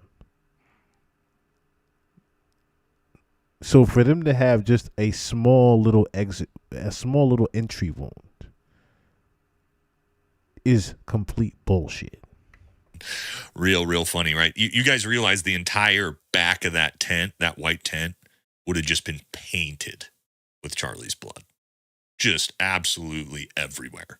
Had that been a 30-06 round. Again, FBI's story, not mine. So as we move through the timeline of events, yes, the kid escapes. And in the chaos, we have some very odd things happen. We have that old man immediately cause a huge distraction, saying that he's the shooter. Very odd. The FBI then, of course, immediately announces at 4:21 p.m., we got him. Kash Patel says, we got him, boys. About an hour and a half later. The fact that they even arrested the old man because he said he shot him, and knowing damn well he was not capable of doing that full 40-yard fucking dash across a roof, let alone climbing up it or down it. That old man would have been capable of doing that. But you arrested him and told everybody he might be the shooter. Y'all just throwing any old thing in front of us now, huh? Says we don't got him. I actually got a good meme for this. Got the guy. Oh shit, did you really? Nope, not the guy. Oh, okay. This is the guy. Oh shit, F you. Oh wait, nope, not that guy. What are we doing right now? I got a picture of the guy. Yeah, how am I supposed to know that's the guy? Shit, wait, how do I know that's the guy? All right, I'll see you in Valhalla, jokes aside. Yes, so the FBI thinks they got him, they don't got him. They thinks they got him, they don't got him. All right, then they find the murder weapon in the woods later that night, supposedly, I guess. Then, and again, I have to keep telling you this is the FBI's narrative, not mine. This kid goes through all this work, planning and preparation, pulls this thing off, gets away, gets in his car, drives all the way back home, and immediately confesses to his pastor father, who the FBI told us was a retired sheriff, turns out was never in law enforcement, apparently owns a construction business. I don't know. Immediately confesses and is turned in by his father, who is now going to receive a $1 million reward from Bill Ackman for turning in his son. Okay, so we got the shooter in custody. You heard the name again, right? Bill Ackman. All of a sudden, he's got $1 million for the reward. Bill Ackman, the same billionaire funder of Charlie Kirk, huh? Has $1 million reward for the parents. Now, content to comment. My bad. I didn't see that comment. I had to look at my phone just now for some reason. Yours, I didn't even see yours till just now. Do you find it strange that Kirk's parents have not been mentioned as surviving family, and the photo of his grandmother is telling? Well, that's also part of this, right? Because, okay, so if you haven't already realized what we're trying to say here, there's something funny about Kirk's supposed assassination. Did it happen or did it not happen? And of course, now we need motives. We need reasons. Because again, he carries this entire thing out. He confesses, admits it to his father, supposedly admits it on Discord, even though Discord is saying that that username and those messages don't actually exist, even though the FBI is saying that. And after... You get that, huh? The names don't even actually exist. So it's part of your history now. So regardless of the matter, they can always pull up every single thing that you've done or did on social media, whether the account be deleted or not. They can still find the username attached by the email. Remember I said before, your email is pretty much your social security number now? Confessing to all these people, turning himself into his father, he gets apprehended by the FBI, who is still saying as of right now that he's refusing to cooperate or admit to the crime. Okay. All right, but don't worry, because the FBI, of course, already has the text messages between him and his furry boyfriend or whatever the hell this is. And yeah, let's take a look at those. Okay. Keep in mind, these are Gen Z kids. Do you guys, any of you have kids that are Gen Z or around kids that are Gen Z? Do you know how they talk? Skibbity toilet riz. Okay. But yeah, let's look at this conversation. Let's see what it says. Drop what you're doing. Look under my keyboard. What? You're joking, right? I'm still okay, my love. Stuck in Orem for a little while longer yet. Shouldn't be long until I come home, but I gotta grab my rifle still. That's a good thing to admit to. To be honest, I had hoped to keep this secret till I died of old age. Sorry to involve you. You weren't the one to do it, right? I am. Sorry. What fucking Gen Z kid talks like that? Sounds like some Shakespeare chat GPT bullshit, doesn't it? Doesn't it? Doesn't talk like, and again, they keep emphasizing Gen Z, like these are teens, right? Or even if he was in his young 20s. No slang, no nothing. It sound even older than baby boomers, which would be considered in the 30s and 40s now. It doesn't even sound like some shit I would say. It don't sound like some shit anybody would say. That's the point. It sounded very AI-ish. Don't you think? Really? And just happens to admit to everything.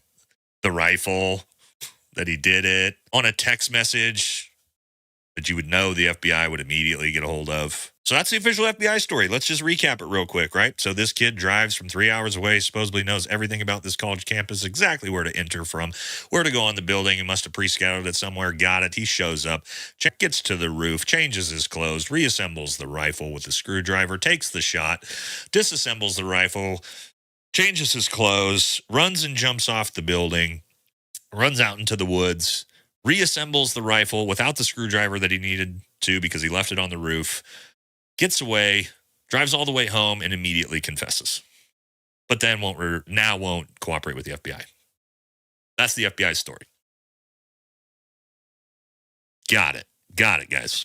This is the same FBI that is continuing to lie and cover up the Epstein files. I mean, Kash Patel just came out and said today that he doesn't believe Epstein trafficked children to anybody. So, okay, this is where we're at. That's this FBI, right? Again, I get it. Some people out there really trust the government, and if the FBI says it, it must be true. But guys, when we talked about the start of this and Occam's razor, does this story, is this the simplest story with the least amount of assumptions needed? No, this story is ridiculous. Now, like I said, this isn't going to be a tinfoil hat conspiracy theory video. Was going to show you the timeline of events so we all have the actual FBI story here. That'll probably be the next video I do where I give my real opinions on this. But so, again, now that we have certain facts laid out right in front of us, right? Let's take a more detailed look into those text messages, shall we? Since we're on the subject, right? Let's take a more detailed look into those doctored messages. Why don't we get to the Candace thing? Because this is a setup of what the downstream lack of trust in Kash Patel, law enforcement, and all of that generally is showing, where there is a huge amount of skepticism. Ryan and Emily covered the text messages yesterday that were put in the criminal complaint against Charlie Kirk, alleged assassination, Tyler Robinson, and including these text messages between Robinson and his boyfriend. And in those text messages, he appeared to not only confess to the crime, but also talked about, wanting to go back and retrieve the rifle. However, a lot of people are focusing on some of the particular language that is being used here by Robinson. Candace Owens, one of the more high-profile people, questioning the legitimacy of these messages. Here's what she had to say. Yeah, these messages are clearly doctored, is what I would say. They're doctored. Now, they could decide why they're doing that. Tyler's being forthcoming. We're protecting him in some capacity. I find that to be unacceptable. Okay? Unacceptable. I want every single text message. I want timestamps. It is conspicuous that you are not telling us when this was sent, because it sounds like it's when the campus is on lockdown and he's got to go back and he's got to clean up. And then all of a sudden we're in the next day when his dad is getting clued in after the picture's been released. They're not telling us that. Okay. And you have a right to be a little bit uncomfortable about that, because I'm a lot of bit uncomfortable about that. We need full answers. And as bad as it's presented in Utah, I'm not buying all of it. I'm particularly not buying those text messages. It just seems too stilted, too much like a script, actually a bad script. That's from Steve Bannon and from Candace Owens. Their allegation. I mean, look, nobody really knows. By the way, Matt Walsh, many others have said the same thing. What they're saying is it almost looks as if Robinson is trying to absolve the boyfriend of pre-knowledge of the crime and of helping plan it. I mean, it's theoretically possible. They pointed to Breaking Bad, for example, the famous Walter White scene where he tries to absolve Skyler on the phone. I wouldn't put it necessarily out of the realm of possibility, because if we're being, I mean, look, this is my own pure speculation. The messages are a bit weird. I mean, one of the things Candace... They're really weird. One of the things Candace brings up is vehicle. She was like, go in your text messages and search for the word vehicle. And I looked at it. The only time it has ever appeared is whenever I get a message from the service department of the car dealer saying your vehicle is ready for service, or from one of those spam messages from China where they pretend to be the DMV. Right. And they're like, your DMV. Your vehicle registration it's like plus is expiring. 63 area code. Your vehicle has, exactly, your tags have expired. There is not a single other reference. No, actually, I did text my wife once about Secret Service vehicle. That's what I said. Secret Service vehicle. That's the only. That's the only time I've ever referred to my car as my vehicle. And to a car as a vehicle. We're not Gen Z either. This is a 22-year-old who's typing like, and you know, we had Ryan and Emily had Ken Klippenstein on yesterday. He'd spoken with his friends who said he was like pretty nonverbal, like he wasn't a very communicative individual. And then you see the, oh, my love, comma. That's the thing that got me is like the full-on sentences and punctuation, because we're not imagining him at a computer typing. He's supposed to be like on his phone in the midst of what they're searching for him. He just murdered some dude, and he's typing out these full-on like sonnet and using all this FBI speak in terms of the way he's communicating. And then the other part of it is like, it's very... Using this FBI speech. As if maybe one of the FBI wrote it. Is that what you're trying to say? It's very fortunate for the FBI that he fills in the blanks of all of the investigation pieces, like talks about the gun, talks about premeditation, talks about where he left him, talks about the outfit change. This part at the end where he's like, remember when I was engraving bullets with these memes? Listen, it may be legit, but to tie it back in with cash. No, not even the Joker trying to be caught by Batman would be this fucking stupid to put every single detail inside of the text messages that would incriminate yourself to a murder. Not a single person on the planet, Gen Z, Gen X, or Gen S. Damn it, you are not going to be that stupid to put where you put the rifle, how you shot him, what you put on the bullets, where to find you, what you did. You are not, why you did, you are not putting all of that in one fucking paragraph while you were on the run after you just killed someone. Who is this Inspector Gadget they think we are listening to? When you have Kash Patel, who is both an incredibly, you have a politicized FBI run by Kash Patel, who's also an idiot and a moron and incompetent, then yeah, you're gonna have basically no one believing what you're putting out. And so I saw this across the board. Like, liberals don't believe it, leftists don't believe it, MAGA doesn't believe it. MAGA's theories kind of fall into two buckets. A bunch of them think that the messages are just completely faked by the FBI because Israel killed him. I don't see any evidence of that. Just putting that out there. That is one theory that is being routinely floated. And then the other bucket, and this is where Candace's theory, is that basically the messages are designed to absolve the roommate, boyfriend, lover. And so that's why they look and feel so strange. To be honest. I mean, listen, I have to see some evidence outside of just they feel weird before I'm going to float or concoct any sort of theory. But I don't think it's I think it's very reasonable that people are looking at this and going, this is a 22-year-old text. Okay, well, that someone seems said really strange. It seems ChatGPT. So, for example, another thing Candace said was search your text messages for retrieve. So I did. There are 3 retrieves in my entire history of having an iPhone. So since 2014, 2 out of the 3 are about golden retrievers. The other is a friend of mine on a bachelor party saying, I'm happy to retrieve some Zin. That is the only mention of retrieve in my entire text message history. Also, I should message him and be like, why are you using the word retrieve? Calling his dad his old man is I mean, maybe that's a Utah thing. I don't know. He's got in here, he got the motive in, he got the premeditation, he got the rifle details. Again, this was very fortunate for the FBI that they had this very strange, stilted conversation that laid out everything and filled in all of the holes in their investigation. That was very, very lucky for the FBI that all occurred in that way. So I don't know. I had my daughter, my 17-year-old, look at it, and she was like, Mom, there is no one that texts like this. And she even noticed things like, Okay, so a Gen Z thing is to turn off the auto cap. So that at the beginning of you guys stop doing so that. at the beginning of sentences, you know, it's not capitalized. They see it as like an old person thing to have your sentences capitalized. And in these texts, half of them are not capitalized and then half of them are. She also said, you know, how there's like there's ellipses in here too. Now, I don't know if the ellipses are only where they like cut off, you know, because the conversation's not reproduced in full, but she also said those are like old people dots. Anyway, there's just there's strangeness in the conversation itself. It's very convenient for the FBI.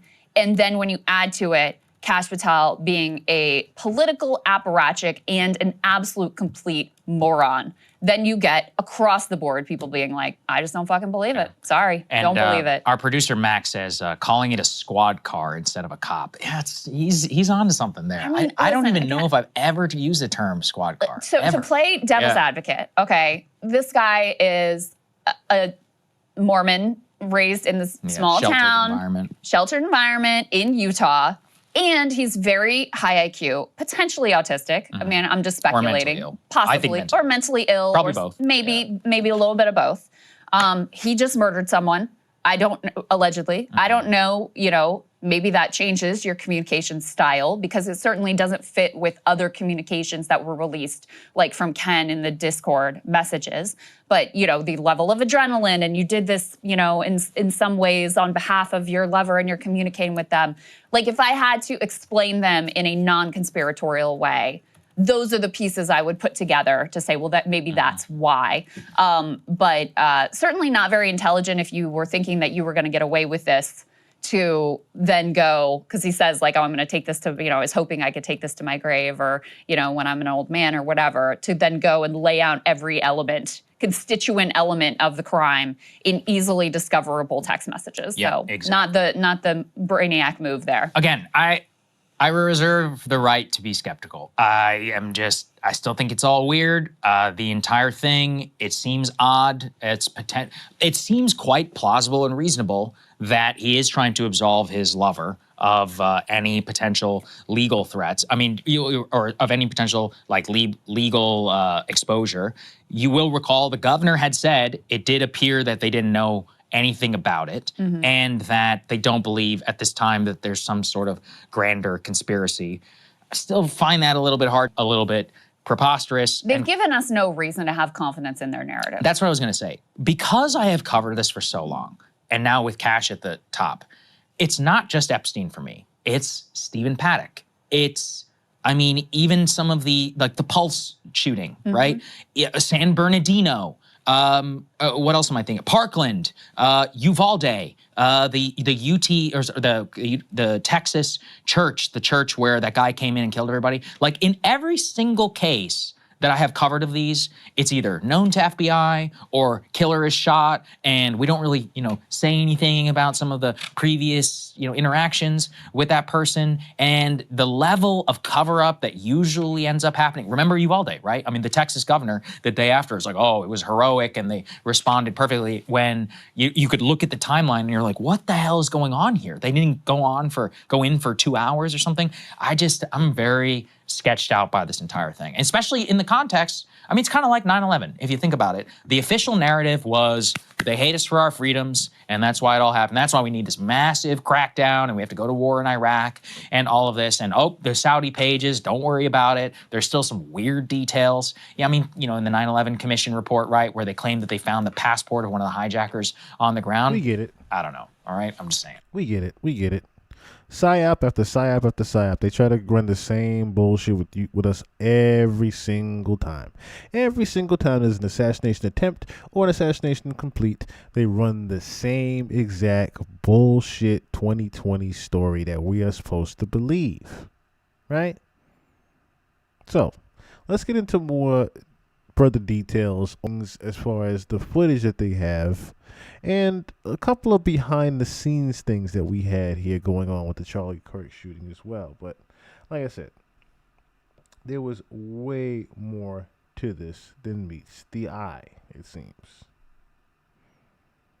Hey folks, Gary here with Paramount. I hope everybody out there is having a great Sunday or whatever day that you're watching this. Right now it's Sunday, September 14th. And last night we did a joint live stream with Nate from VFT, and I think it was a really good and productive live stream.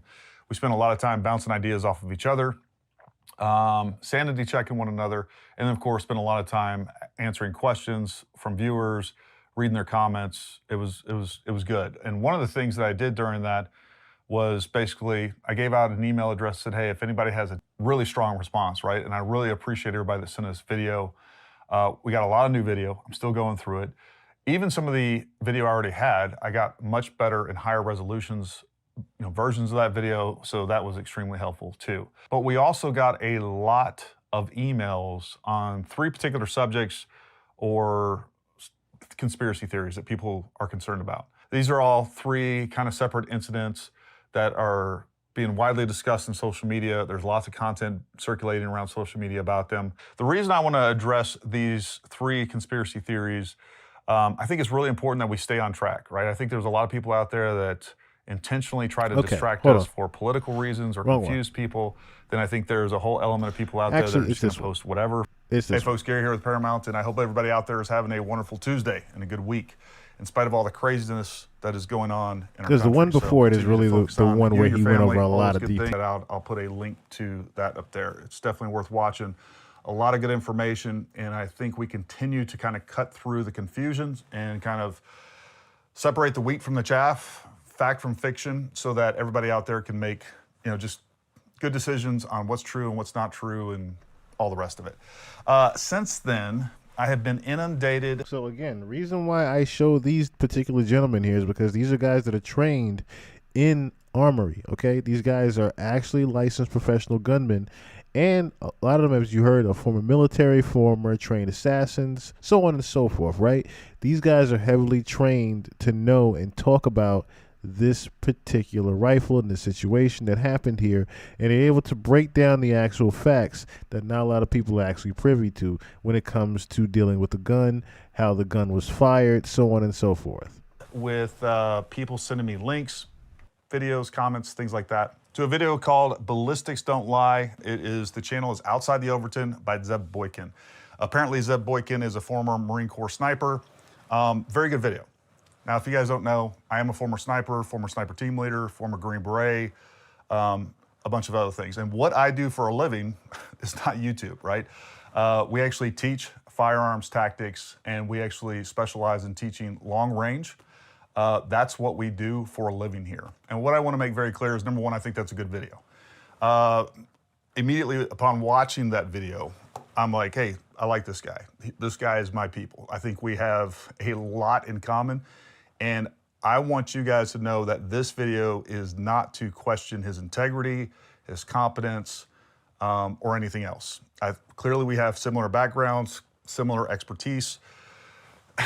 What we're going to talk about a little bit is some competing ideas. As a matter of fact, I want you to go support Zeb. Like I said, I only watched the one video. I don't know anything else about him, but based on what I saw, super likable guy, knowledgeable guy, smart guy. Go support him. Go watch the video.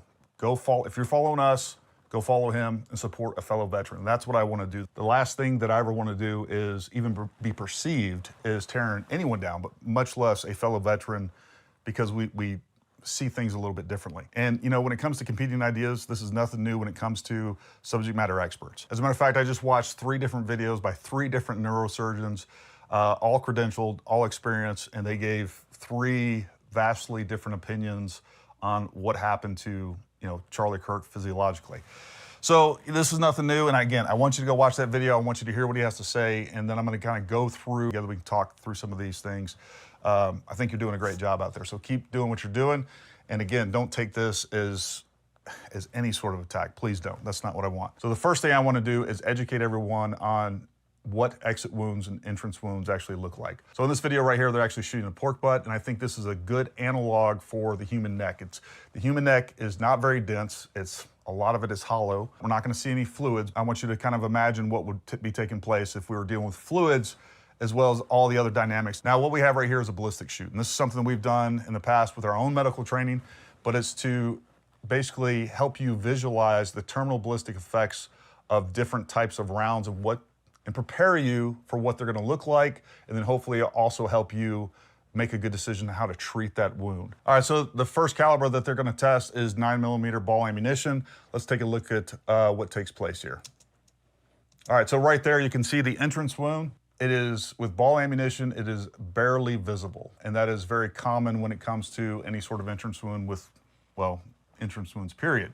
But let's take a look from the side when they show it in slow motion of the impacts and analyze the terminal effects of that round. Now, what I want you to notice here is that we have immediate expulsion of all kinds of material. And imagine if we were also dealing with fluids. I also want you to notice how that exit wound looks. Now, again, let's emphasize this, right? What he just shot was a tiny little metal ball. That's no different than what police are trained to use to actually just apprehend a criminal, right? When they don't want to kill him, right? When they just want to secure the actual criminal, they shoot them with the tiny metal little balls, right? Or when they're trying to stop riots and whatnot, right? They use the tiny little ball bullets, right?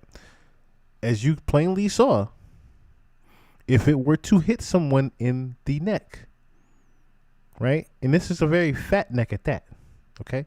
Or any type of part of the flesh, it still would have a fucking exit wound, right? Let's continue. The surrounding material is also projected forward. Exactly. Again, if he were to actually be shot in any type of way, with even this little small pellet bullet, there would have been flesh flying. There would have been blood splattered somewhere. We have a large exit wound, and this is just 9mm ball ammunition. It is not traveling nearly as fast as any sort of rifle round. It's gonna have about half the energy that we see with even some of the smaller caliber rifle rounds. All right, so I don't know how relevant, but I think it's a good illustration, and for educational purposes, we'll also show them shooting this solid copper hollow point, also 9mm. Let's take a look at the entrance versus the exit wound. And as you can see there, that entrance wound is barely visible. Now let's take a look at the slow-mo footage of the exit wound. I mean, look at that. That is massive. And if we go back frame by frame, there is massive expulsion of biological debris. And there again, I want you to imagine if we were also dealing with bodily fluids as well. We would see. And again, we are still dealing with a very small 9mm round. We're not even talking about, we haven't even got to half of the size of the bullet that they are saying hit Charlie. We see spatter, we see all of those things. All right, so now we have 5.56 rifle ball ammunition. Let's take a look at the entrance versus the exit and see what we got going on here. As you can see, they shoot it twice, but let's just go back to the very first shot and see the terminal effects of that impact.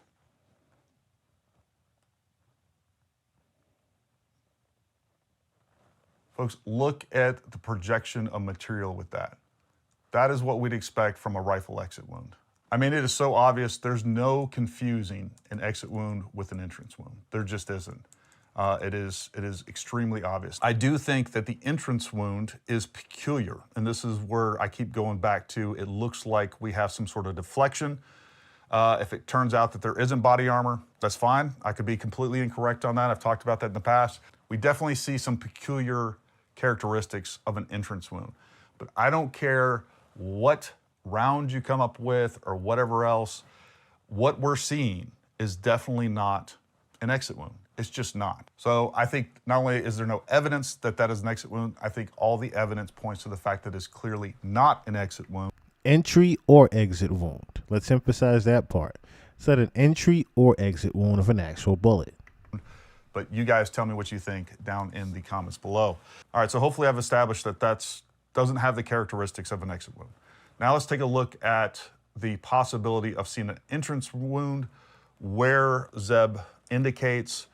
He basically says he thinks it was impacted on the right side, rear right side. But I do want us to take a look at, this is the moment, this is the first frame that we see where Charlie is hit. And this is some of the best footage I can find, but what we clearly don't see, we do see his ear canal. And there is enough definition here to where if we saw an entrance wound or some sort of deformation, we would see it here, and we don't see that.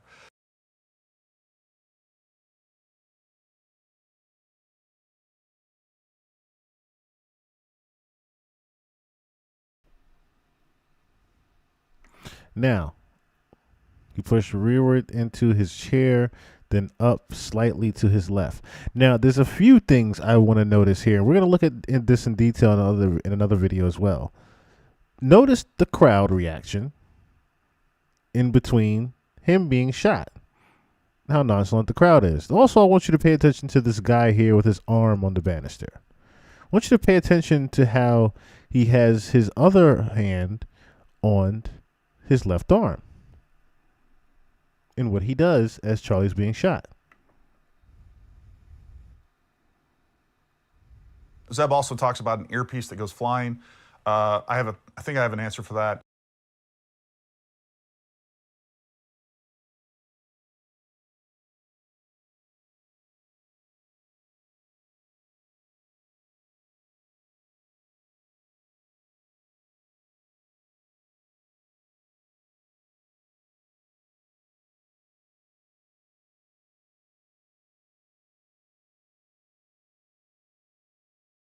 This is again in slow motion of what happened. The other thing I do want to show you guys while we're right here. So not only do we not see any sort of entrance wound, folks, there is a huge swelling of the skull, it looks like here. I can't say for sure if this is just, you guys can see what looks like portions of his skull protruding. Now understand that he's hit here. So right now when we're looking at this kind of anomaly, and it could just be a, artifact of filming and just not really high fidelity film. But I think that's what we're actually capturing here. I think we're actually capturing a rapid swelling of the cranial area. This goes back to more physical evidence that I think supports my original theory, where we have a round traveling upward and the hydrostatic shock wave is actually causing rapid expansion of both tissue and possibly even the skull itself. As we move forward, we see some really strange things going on there. Keeping it specific to what was said in that video, if there was an entrance wound on the right side, we would see it, and we just don't see anything like that. Now, if we go back to the idea that this was a direct impact to... Bingo. You just heard it. There is no entry wound from behind him. So if there's no entry wound from behind him, and that's not an exit wound, what actually happened? The neck from the alleged position of the shooter. You're looking at this pork butt. We have rounds that have the material that we have. It's not going to be much thicker than that pork butt, and definitely less dense. You're probably talking about a round penetrating 4 to 6 inches before we hit the vertebrae. So even if it hits the bone, I would expect to see an obvious and significant exit wound with, again, lots of fluid, very obvious, and going through all the different footage that I've been able to, and people have presented to me. I know there's people out there saying, hey, I think I see something here. I think I see something here. I just haven't seen any evidence of an exit wound. So again, we have some strange things here going on for sure, and I understand the confusion and people trying to, including myself, trying to come up with an explanation of what's going on, whether it be direction, different caliber, impacts on a body armor, which, I keep going back to. And I, at this moment, look, I'm telling you, I think there's probably a 90% chance that he wasn't wearing body armor, but I have no other explanation of why we see a larger entrance wound than we should. We see his head go back. We don't see an exit wound. It's pretty tough to explain anything other than that. And, but bullets do weird things. There's no doubt about it. But I just don't see it being plausible that there's no exit wound if it is a straight through the next shot. I have a hard time explaining that. Given the situation, the amount of material to go through, and folks, I'm not trying to, I want to be careful about this. I am not trying to dehumanize Charlie. I'm trying to make sure that, number one, we're keeping this as ungraphic as possible while providing explanations, and on top of that, to avoid censorship. So just know that that's not my intent. All right, so the other thing I want to address is the evidence against a shooter from any other position than Charlie's front. If we look right here, I just want you guys to pay attention to the energy transfer. Now, if we watch this short clip, and this is the only information that we see, I think the direction of energy transfer is pretty damn clear. And I will also mention, sure looks like he gets hit in the chest, but let's play this in real time, and then I'll go through it frame by frame. And again, you guys tell me what you think.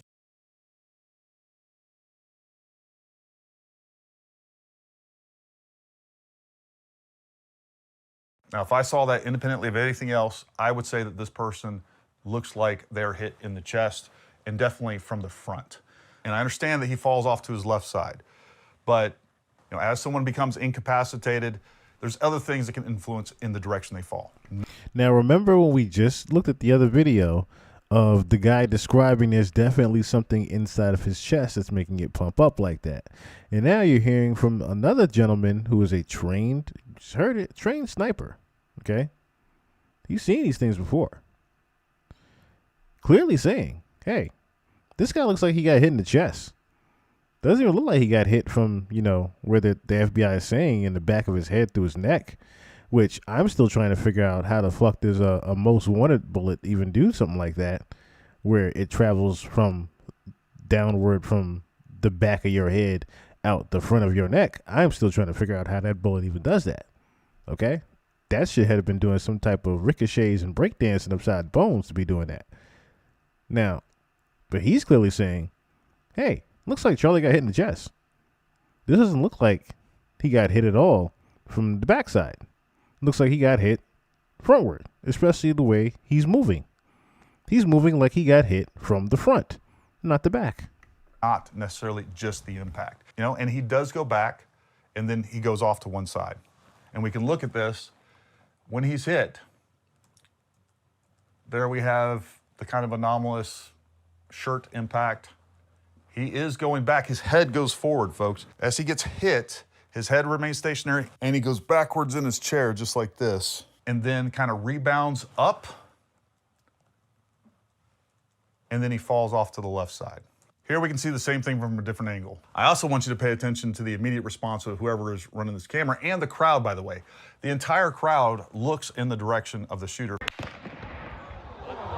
Now, I don't doubt, given the landscape and the terrain there, which is basically almost an amphitheater-like surrounded by direction of the shot. But when you look at the vast majority of the footage out there and the reactions of people holding cameras, they all look generally in the direction where the alleged shooter is said to be. By the way, some of this information was compiled and produced by some good friends of mine on X. We have a small chat group. These are people that I trust.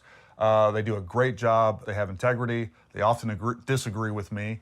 And so they give me a little bit of sanity check sometimes as well. But go check them out on X. Go give them a follow. Great bunch of folks. Tell them Gary said hi and thank you. All right, so speaking of direction of fire and kind of an indirectly related source of controversy, and that is sound, especially when it comes to the report of the gun. So I end up doing a lot of recording of firearms content, and a lot of times I'll get different snippets with my cell phone. The thing that you got to know about these cell phones, folks, is the microphone is going to compress the sound. It's trying to keep sound and noise levels compressed. So number one, you're not getting a lot of distortion, which you'll get, it's called peaking.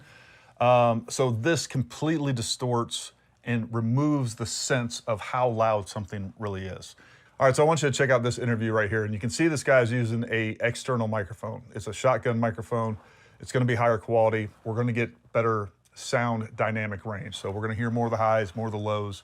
But with these devices, playing through social media and all these other stuff, multiple compressions, multiple manipulations of the sound, it's almost impossible to clearly and distinctly get a good sound signature one way or the other. But this is going to sound different than what most of you have heard already. So let's just listen to this. There's just so much. Before we had a flag and we had it, so it's positioned above the tent, so it would be in the camera. And it just moves.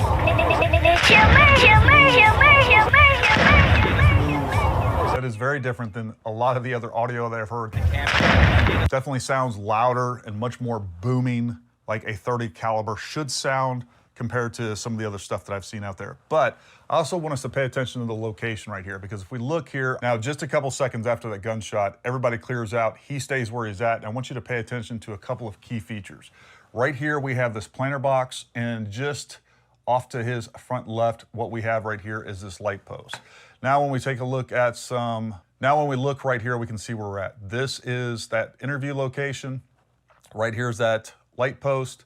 And then we can also see Charlie Kirk's location right there. And I want you to pay attention, around in this area is the proposed alternate location for a shooter. Now, when we look at this picture, the alternate shooter location that was proposed in the video is straight down here. It's over in this location. But right after the gunshot, I want you to see where everyone's attention goes. It doesn't go in that direction. So it would be in the camp. Just move. What was that? They're literally looking out this way. This is the shooter's location. They're not looking down the rail over here. Now, I know some of you are going to say, because I've already heard it, that was a distraction. They were able to sync those shots up perfectly, time them perfectly so that one covered the other and that the real shooter can get away. There's a couple of reasons that doesn't make sense. Number one, timing shots is difficult. The other thing is they're so sophisticated that they can time the shots and actually hit the target, but they chose a completely different trajectory than where the bullet comes from that would easily be found out later on in investigations, or even us paying attention to what's going on. So we're gonna put a patsy over here, we're gonna put the real shooter over here, and we're gonna create two different contradictory trajectories. Makes zero sense. So take that for what it is. You tell me what you guys think. All right, so the last thing I'm gonna talk about, because I think a lot of the theory that Zeb was proposing kind of hangs around this. What we have in this one frame, and it only shows up in one frame, is this anomaly that we see right there. Now, if we play this, the more you watch it, the more you can tell it's actually moving from left to right. It's not moving toward Charlie. Even that is hard to tell. I will give anyone that. But the real problem here is that this footage is being filmed on a cell phone. So the idea that we've caught a bullet mid-flight on a cell phone presents some real problems, and let's talk about that. All right, so this gets a little camera nerdy, but bear with me, because as far as I can tell, we're talking about around 30 frames per second. It's a little hard given that this footage has been passed around, but I think that it's either 24, 30 frames. Right now, as I'm looking at this, it's saying that this is 30 frames, but that doesn't necessarily mean that's what it was filmed in. But we can go with 30 frames, 60 frames, 120 frames, the same problem presents itself. So first of all, let's do a little bit of math, saying it's 30 frames, and then I'll indulge everybody out there and we'll go with 60 frames and 120 frames. And I know there's aperture settings in this, and we're gonna talk about all those things too. Now, if the camera is filming in 30 frames per second, every frame is approximately 0.33 milliseconds. So you need to know that. Let's say this is a rifle round and it's moving fairly slow. Let's say 2,000 feet per second. So if that projectile is moving at a very slow 2,000 feet per second, it would actually travel 66 feet in 33 milliseconds. So what we would not see an individual dot here. What we would see is a streak, a 66-foot long streak, if it was able to capture it. Now, some of you are gonna say, well, Gary, what really matters is the aperture setting. Yes, you're right. The problem with that is we see motion blur, which is what that would prevent. If we had really fast aperture settings, you wouldn't see the motion blur that we see in this. So you can't have one without the other. Now, I will play devil's advocate for you. Let's say that this was being filmed in 60 frames per second or even 120 frames per second. Let's do the math on that and we'll check that out. If this was being filmed at 60 frames per second, that bullet would still be traveling 32 feet or look like a 32-foot streak on the screen, not an individual speck. Obviously, if we were filming 120 frames per second, you can divide that by 2. It'd still be a 16-foot streak. So now let's get crazy. Let's go way out there and say that somebody shot a subsonic round and that projectile is moving 850 feet per second. Let's take a look at the math on that. So there you go. If it was traveling 850 feet per second, it would be a streak that would be 28 feet. If it was 60 frames per second, 14 feet. 120 frames per second, it would be 7 foot long. Now, there clearly have been instances where photographers have caught rounds mid-air. The most famous example of this was during the attempted assassination on Trump. And you can see right here, but this was captured with a professional camera with an aperture speed of 1/8,000. That is not something that you're going to see being used while they're shooting an event like this with a cell phone. So you can't really compare apples to apples. So the idea that we just inadvertently, on accident, just so happened to catch a bullet mid-flight with a cell phone is just completely implausible.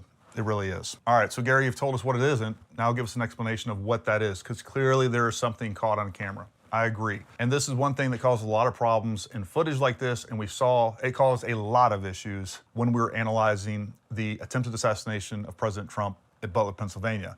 And you can see right here what the most likely explanation is for what we're seeing right there, flying insects. This was held on a grassy area outdoors. Now, of course, I can't say for sure. There's not enough detail in an image to confirm that.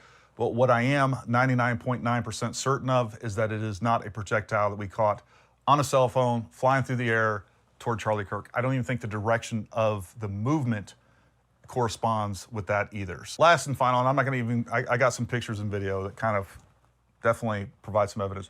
One of the things Zebs talks about is you can see some things flying through the air. Number one, if you actually pay attention to the photos, you can tell that those objects, and he references as an earbud. I see no earbud in any of those pictures. I do understand that there may be a wired mic underneath. That's fine, but we definitely don't have any earbuds in his ears. There's lots of pictures to prove that. But he says those are flying to the left. And depending on what angle you're looking at, there's definitely pictures that I guess can be perceived that way. Other pictures show that same object flying behind him. What we think that object is his necklace. And I got my friends on Twitter.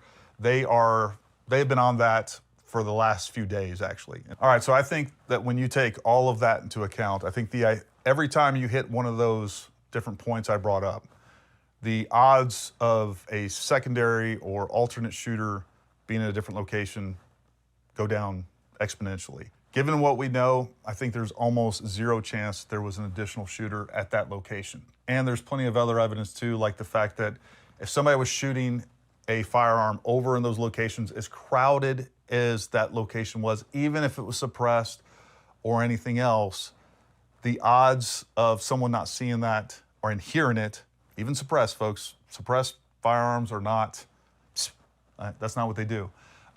You can still tell that somebody shot a weapon. So I just think it's extremely, extremely unlikely to the point that it's implausible. But again, you guys tell me what you think. And most importantly here, this is not me going after Zeb and attacking his credibility or anything else. This is a competing idea because I know people are out there criticizing the things that I say. I get it. Hey, look, we're in the search for the truth. That's really all that matters. I think Zeb and I are very like-minded. Would be happy to work with him. We need to get him on a live stream. From what I can see of that one video, seems like a really great guy. And I don't know, maybe we can do what YouTubers call collab, right? Anyways, folks, I hope that was helpful. I hope that was informative. If you got any questions, leave those down in the comments. Tomorrow, Wednesday, November 17th, we're going to be doing a live stream at 7 p.m. Eastern time. Make sure you join us. It's our Dangerous Liberty podcast. We do it every Wednesday. We've been doing it every Wednesday for multiple years now. We'd love for you to join us. We're definitely going to be covering this. We are also going to be doing a big giveaway. We just reached 200,000 subscribers, so we want to give back to you. And yeah, come join us. We want to hear what you have to say. We want to answer your questions.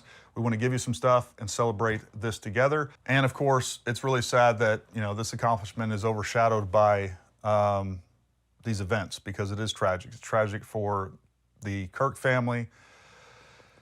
It's tragic for the entire nation. Regardless if you're right or left, Charlie Kirk was somebody that not only brought us together, but challenged everybody's ideas of what being a conservative was, what being a Christian was. Anyways, come join us. Let's talk about it. But until next time, stay armed, stay ready. We'll talk to you soon.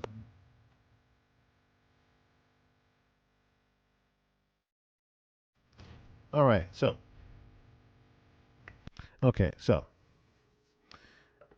that we've gotten that, let's look at real quick. Again, more evidence of there was more than meets the eye going on here. Okay.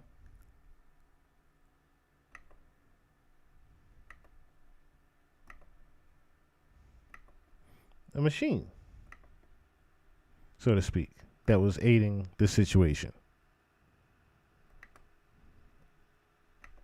I'm trying to. Oh no, actually I can't play that. Forgot I can't play the audio. But if you notice, there's a guy going in his pocket, right? Now, he was receiving something from someone. As you can see here, this soldier hands him something. Makes it look like he give him a handshake. He turns it over. The guy in his pocket, got in his hand. Slips it over, switches it over to his other hand. And slips it right into his pocket. All while Charlie is talking.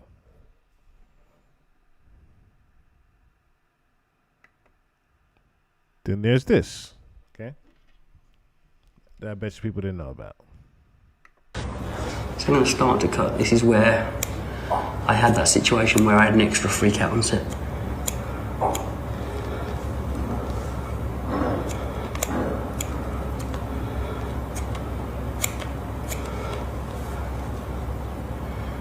This is always I think, a very nerve-wracking piece because you don't exactly know for sure that you are in the right place, and also, you know, you are using a pair of live scissors on next to an actor, and the whole crew are watching sometimes, and you're a little bit nervous. I just get you to turn a little bit towards my mic. There you go.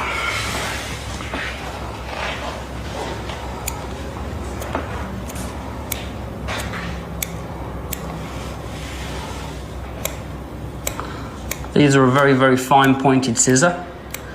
They snip through foam really, really well. And also they've got a lot of control over the blade.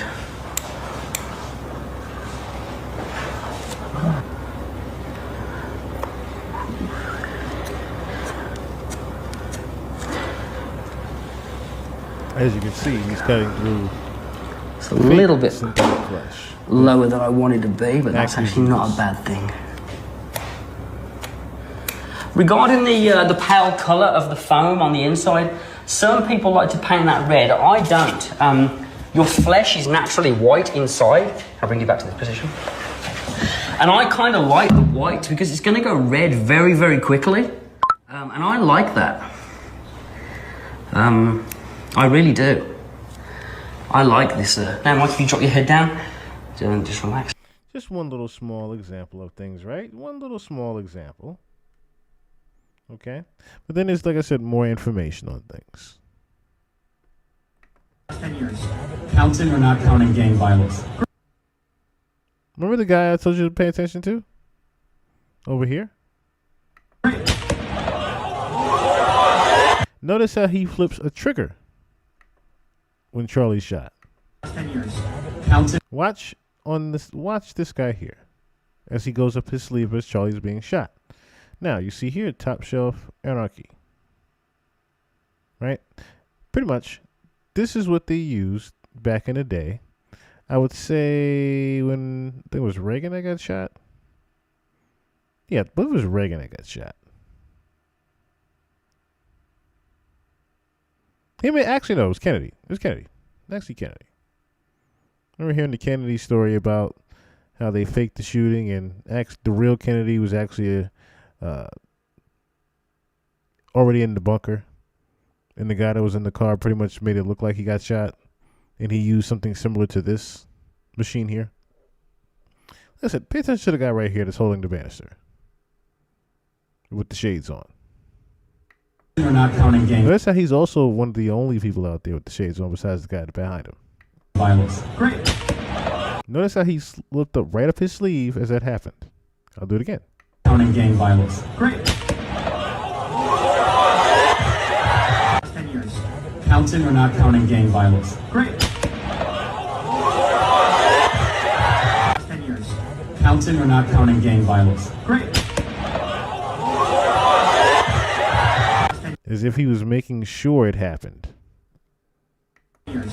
Counting or not counting gang violence. Great. You can tell there's something up his sleeve, even how he's doing it. 10 years. Counting or not counting gang violence? Great. As if he was listening out for the gang violence part to even do it. 10 years. As if gang violence was a trigger word. Counting or not counting gang violence? Great. Boom. As soon as he hears gang violence, turns around, flicks up his sleeve, almost right in sync with the shot being heard on the inside of his chest. 10 years. Counting or not counting gang violence? Great. 10 years. Counting or not counting gang violence? Great. Gang violence? Great.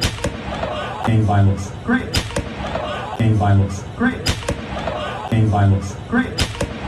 Gang violence? Great. Gang violence? Great. Gang violence? Great. Gang violence? It's right in sync. Counting or not counting gang violence? Great. Counting or not counting gang violence? Great.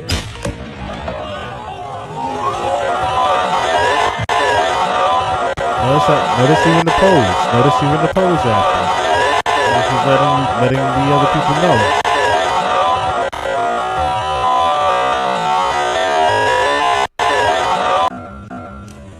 Over the last 10 years, counting or not counting gang violence?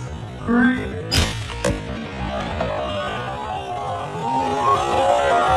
I think you get the idea. Now, supposedly, they had found a trap door right where Charlie was shot at. Why would there be a trap door right underneath where Charlie was sitting? Unless you were trying to, I don't know, hide someone after they've been shot. At the exact spot where Charlie Kirk was gunned down, days later, the entire crime scene area was demolished, cleared, and rebuilt, wiping away critical evidence before anyone could even ask questions. What was under this trap door?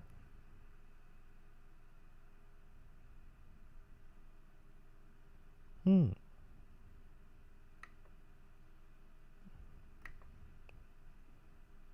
get to that page in a second, but there was someone doing this right before, or should I say right after, the shooting happened. There's a man caught underneath the turning point tent moments after the shot.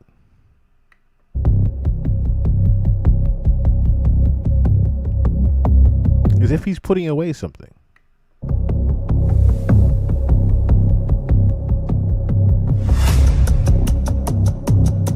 He's also looking around very suspiciously, trying to make sure no one's looking at him.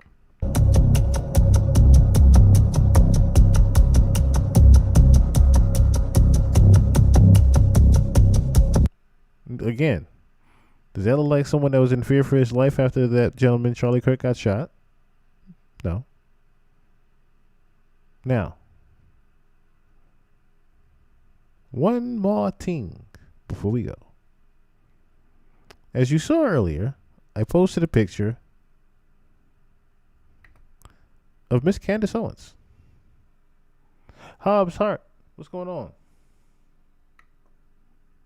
I showed this picture here of Miss Candace Owens with Charlie Kirk. As you saw before, her best friend, she said, right? Now, what if I told you that there was something circulating in regards to Candace Owens that would show she's not all the way telling the truth about things? As you see here, this is the Explore Talent ID. Candace Owens. What does it say? Acting. Modeling profile. Now, what was ironic about this gentleman here, Anthony Graffio, shout out to him, 777. So a lot of y'all knew this game, and it shows. Candace came from the Israeli-owned talent agent, just like Scott Pressler and Lauren Bobart. They all came from this Explore Talent, which is Israeli-owned. Scott Pressler. Not familiar with Scott Presler? Scott Presler is an activist. Now, you might notably know him from when I showed him being an activist against Ashton Kutcher in human trafficking, right?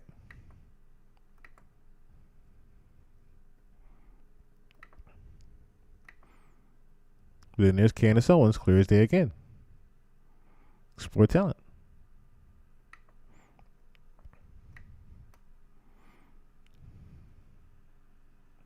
These are Israeli intelligence agents, actors. Here to pretty much sway the truth one way when they know it is the other.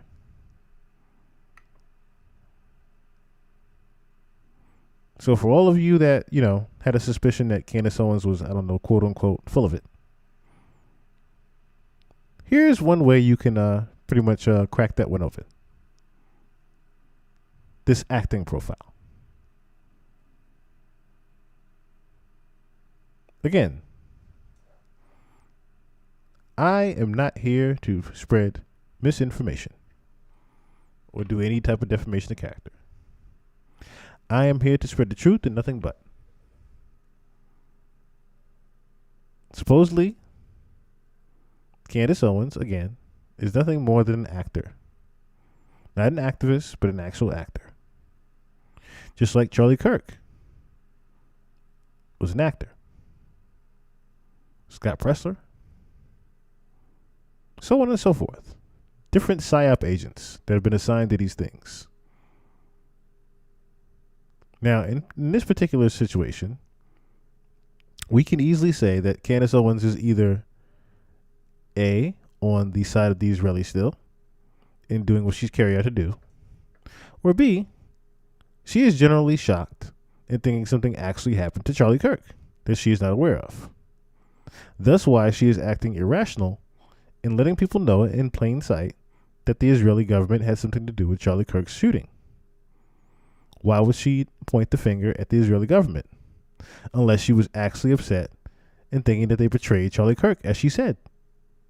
Remember, she said exactly those words, that the Israeli government betrayed Charlie Kirk. Also let everyone know that Bill Ackman, the billionaire, was funding Charlie Kirk. Needless to say, I think we found out who hired the both of them to be over here and spreading propaganda. As I showed the clip in the beginning of the Israeli media that hides in plain sight, pretty much perpetuating and shape-shifting our culture as they would like us to see it. But this is one of the end goals. Let me refresh this here. Remember when I said they're pushing the agenda of separating us?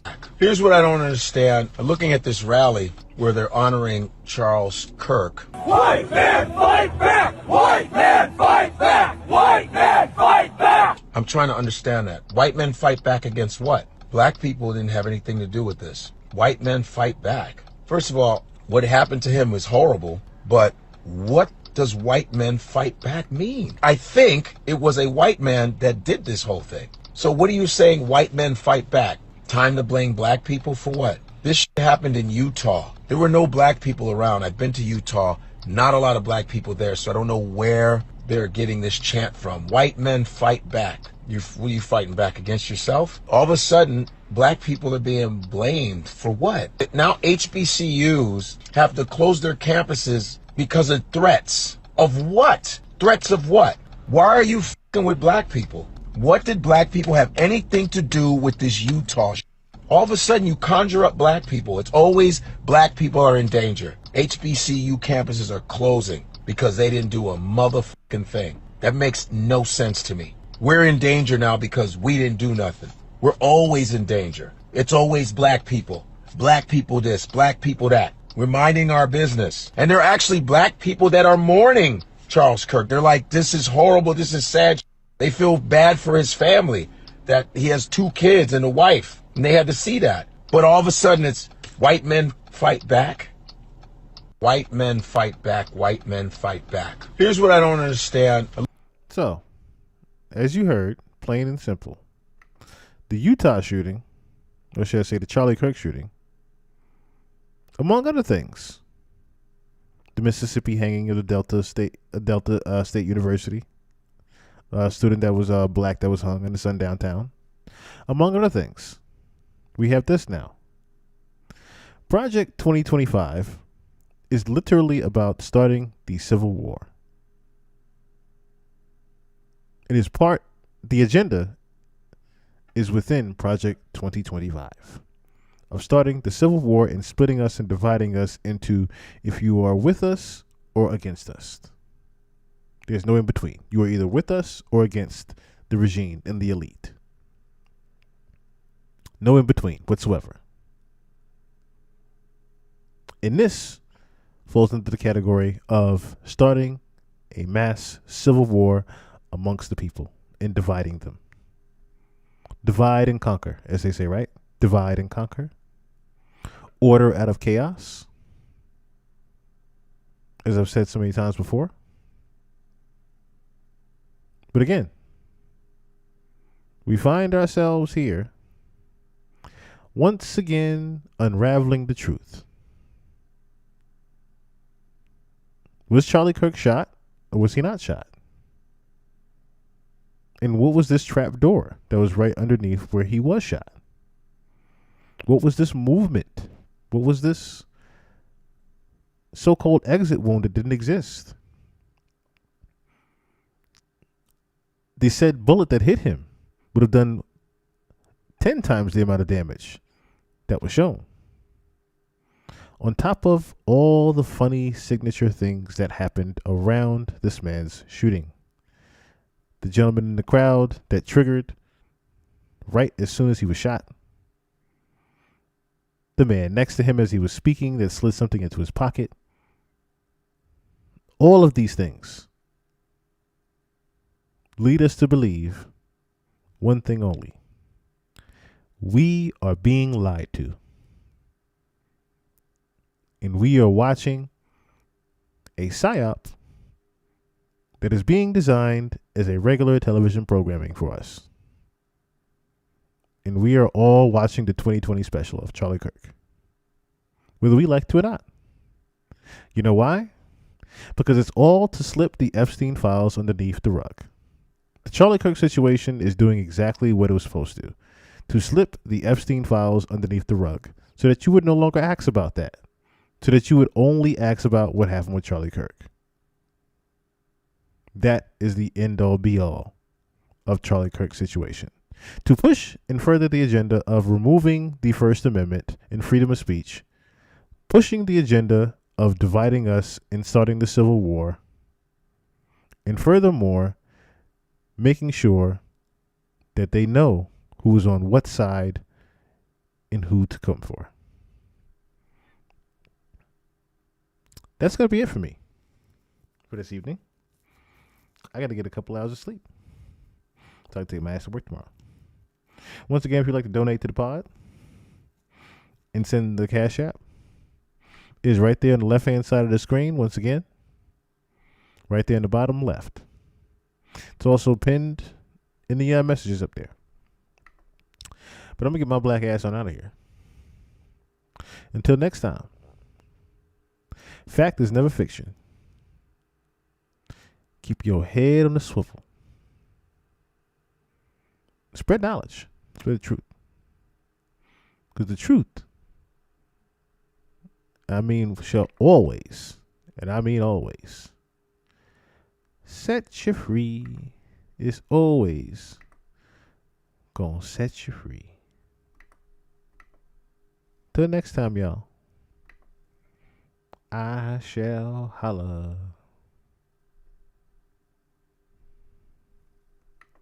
Peace.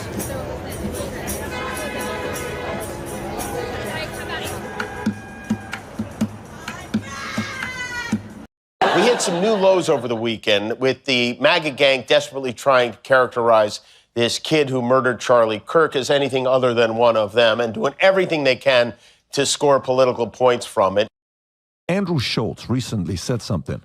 Rob, if you can pull up this clip from Andrew Schultz, I don't know what all of a sudden happened and prompted Andrew Schultz to say this, But go ahead and play this clip of Andrew Schultz reacting to what happened between Ben Shapiro and Candace Owens. Go ahead. He makes the argument for censorship. He calls it something else. Yeah, I forget the term. I have it in my phone. But I don't even think he's using the term right. But he's basically like, there's a window of ideas we accept. Yes. And we accept ideas between this, I guess this is, if I get window, you're looking like this. So we accept ideas between here and here. And anything outside of that window, well, you're fireable. That's censorship. What? But he's acting as if this is like a justified reason for firing people when you built your identity and platform off of no censorship and freedom of speech and facts don't care about your feelings and all this shit. It's also funny that that window happens to end where his beliefs end. Isn't that interesting? You would say that. Not being pro-Israel, that's where the window ends. That's also your specific personal belief. What? So I just don't see. You can't have an opinion on your platform that is not pro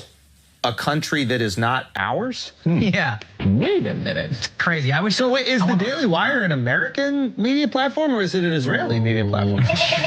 I'm just asking.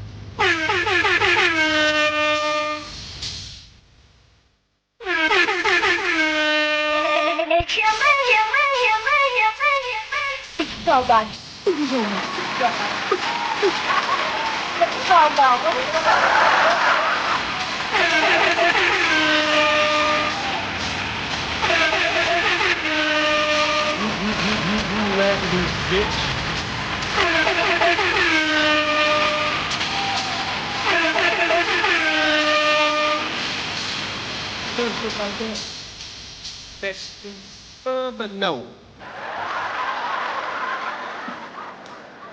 What it is you really do.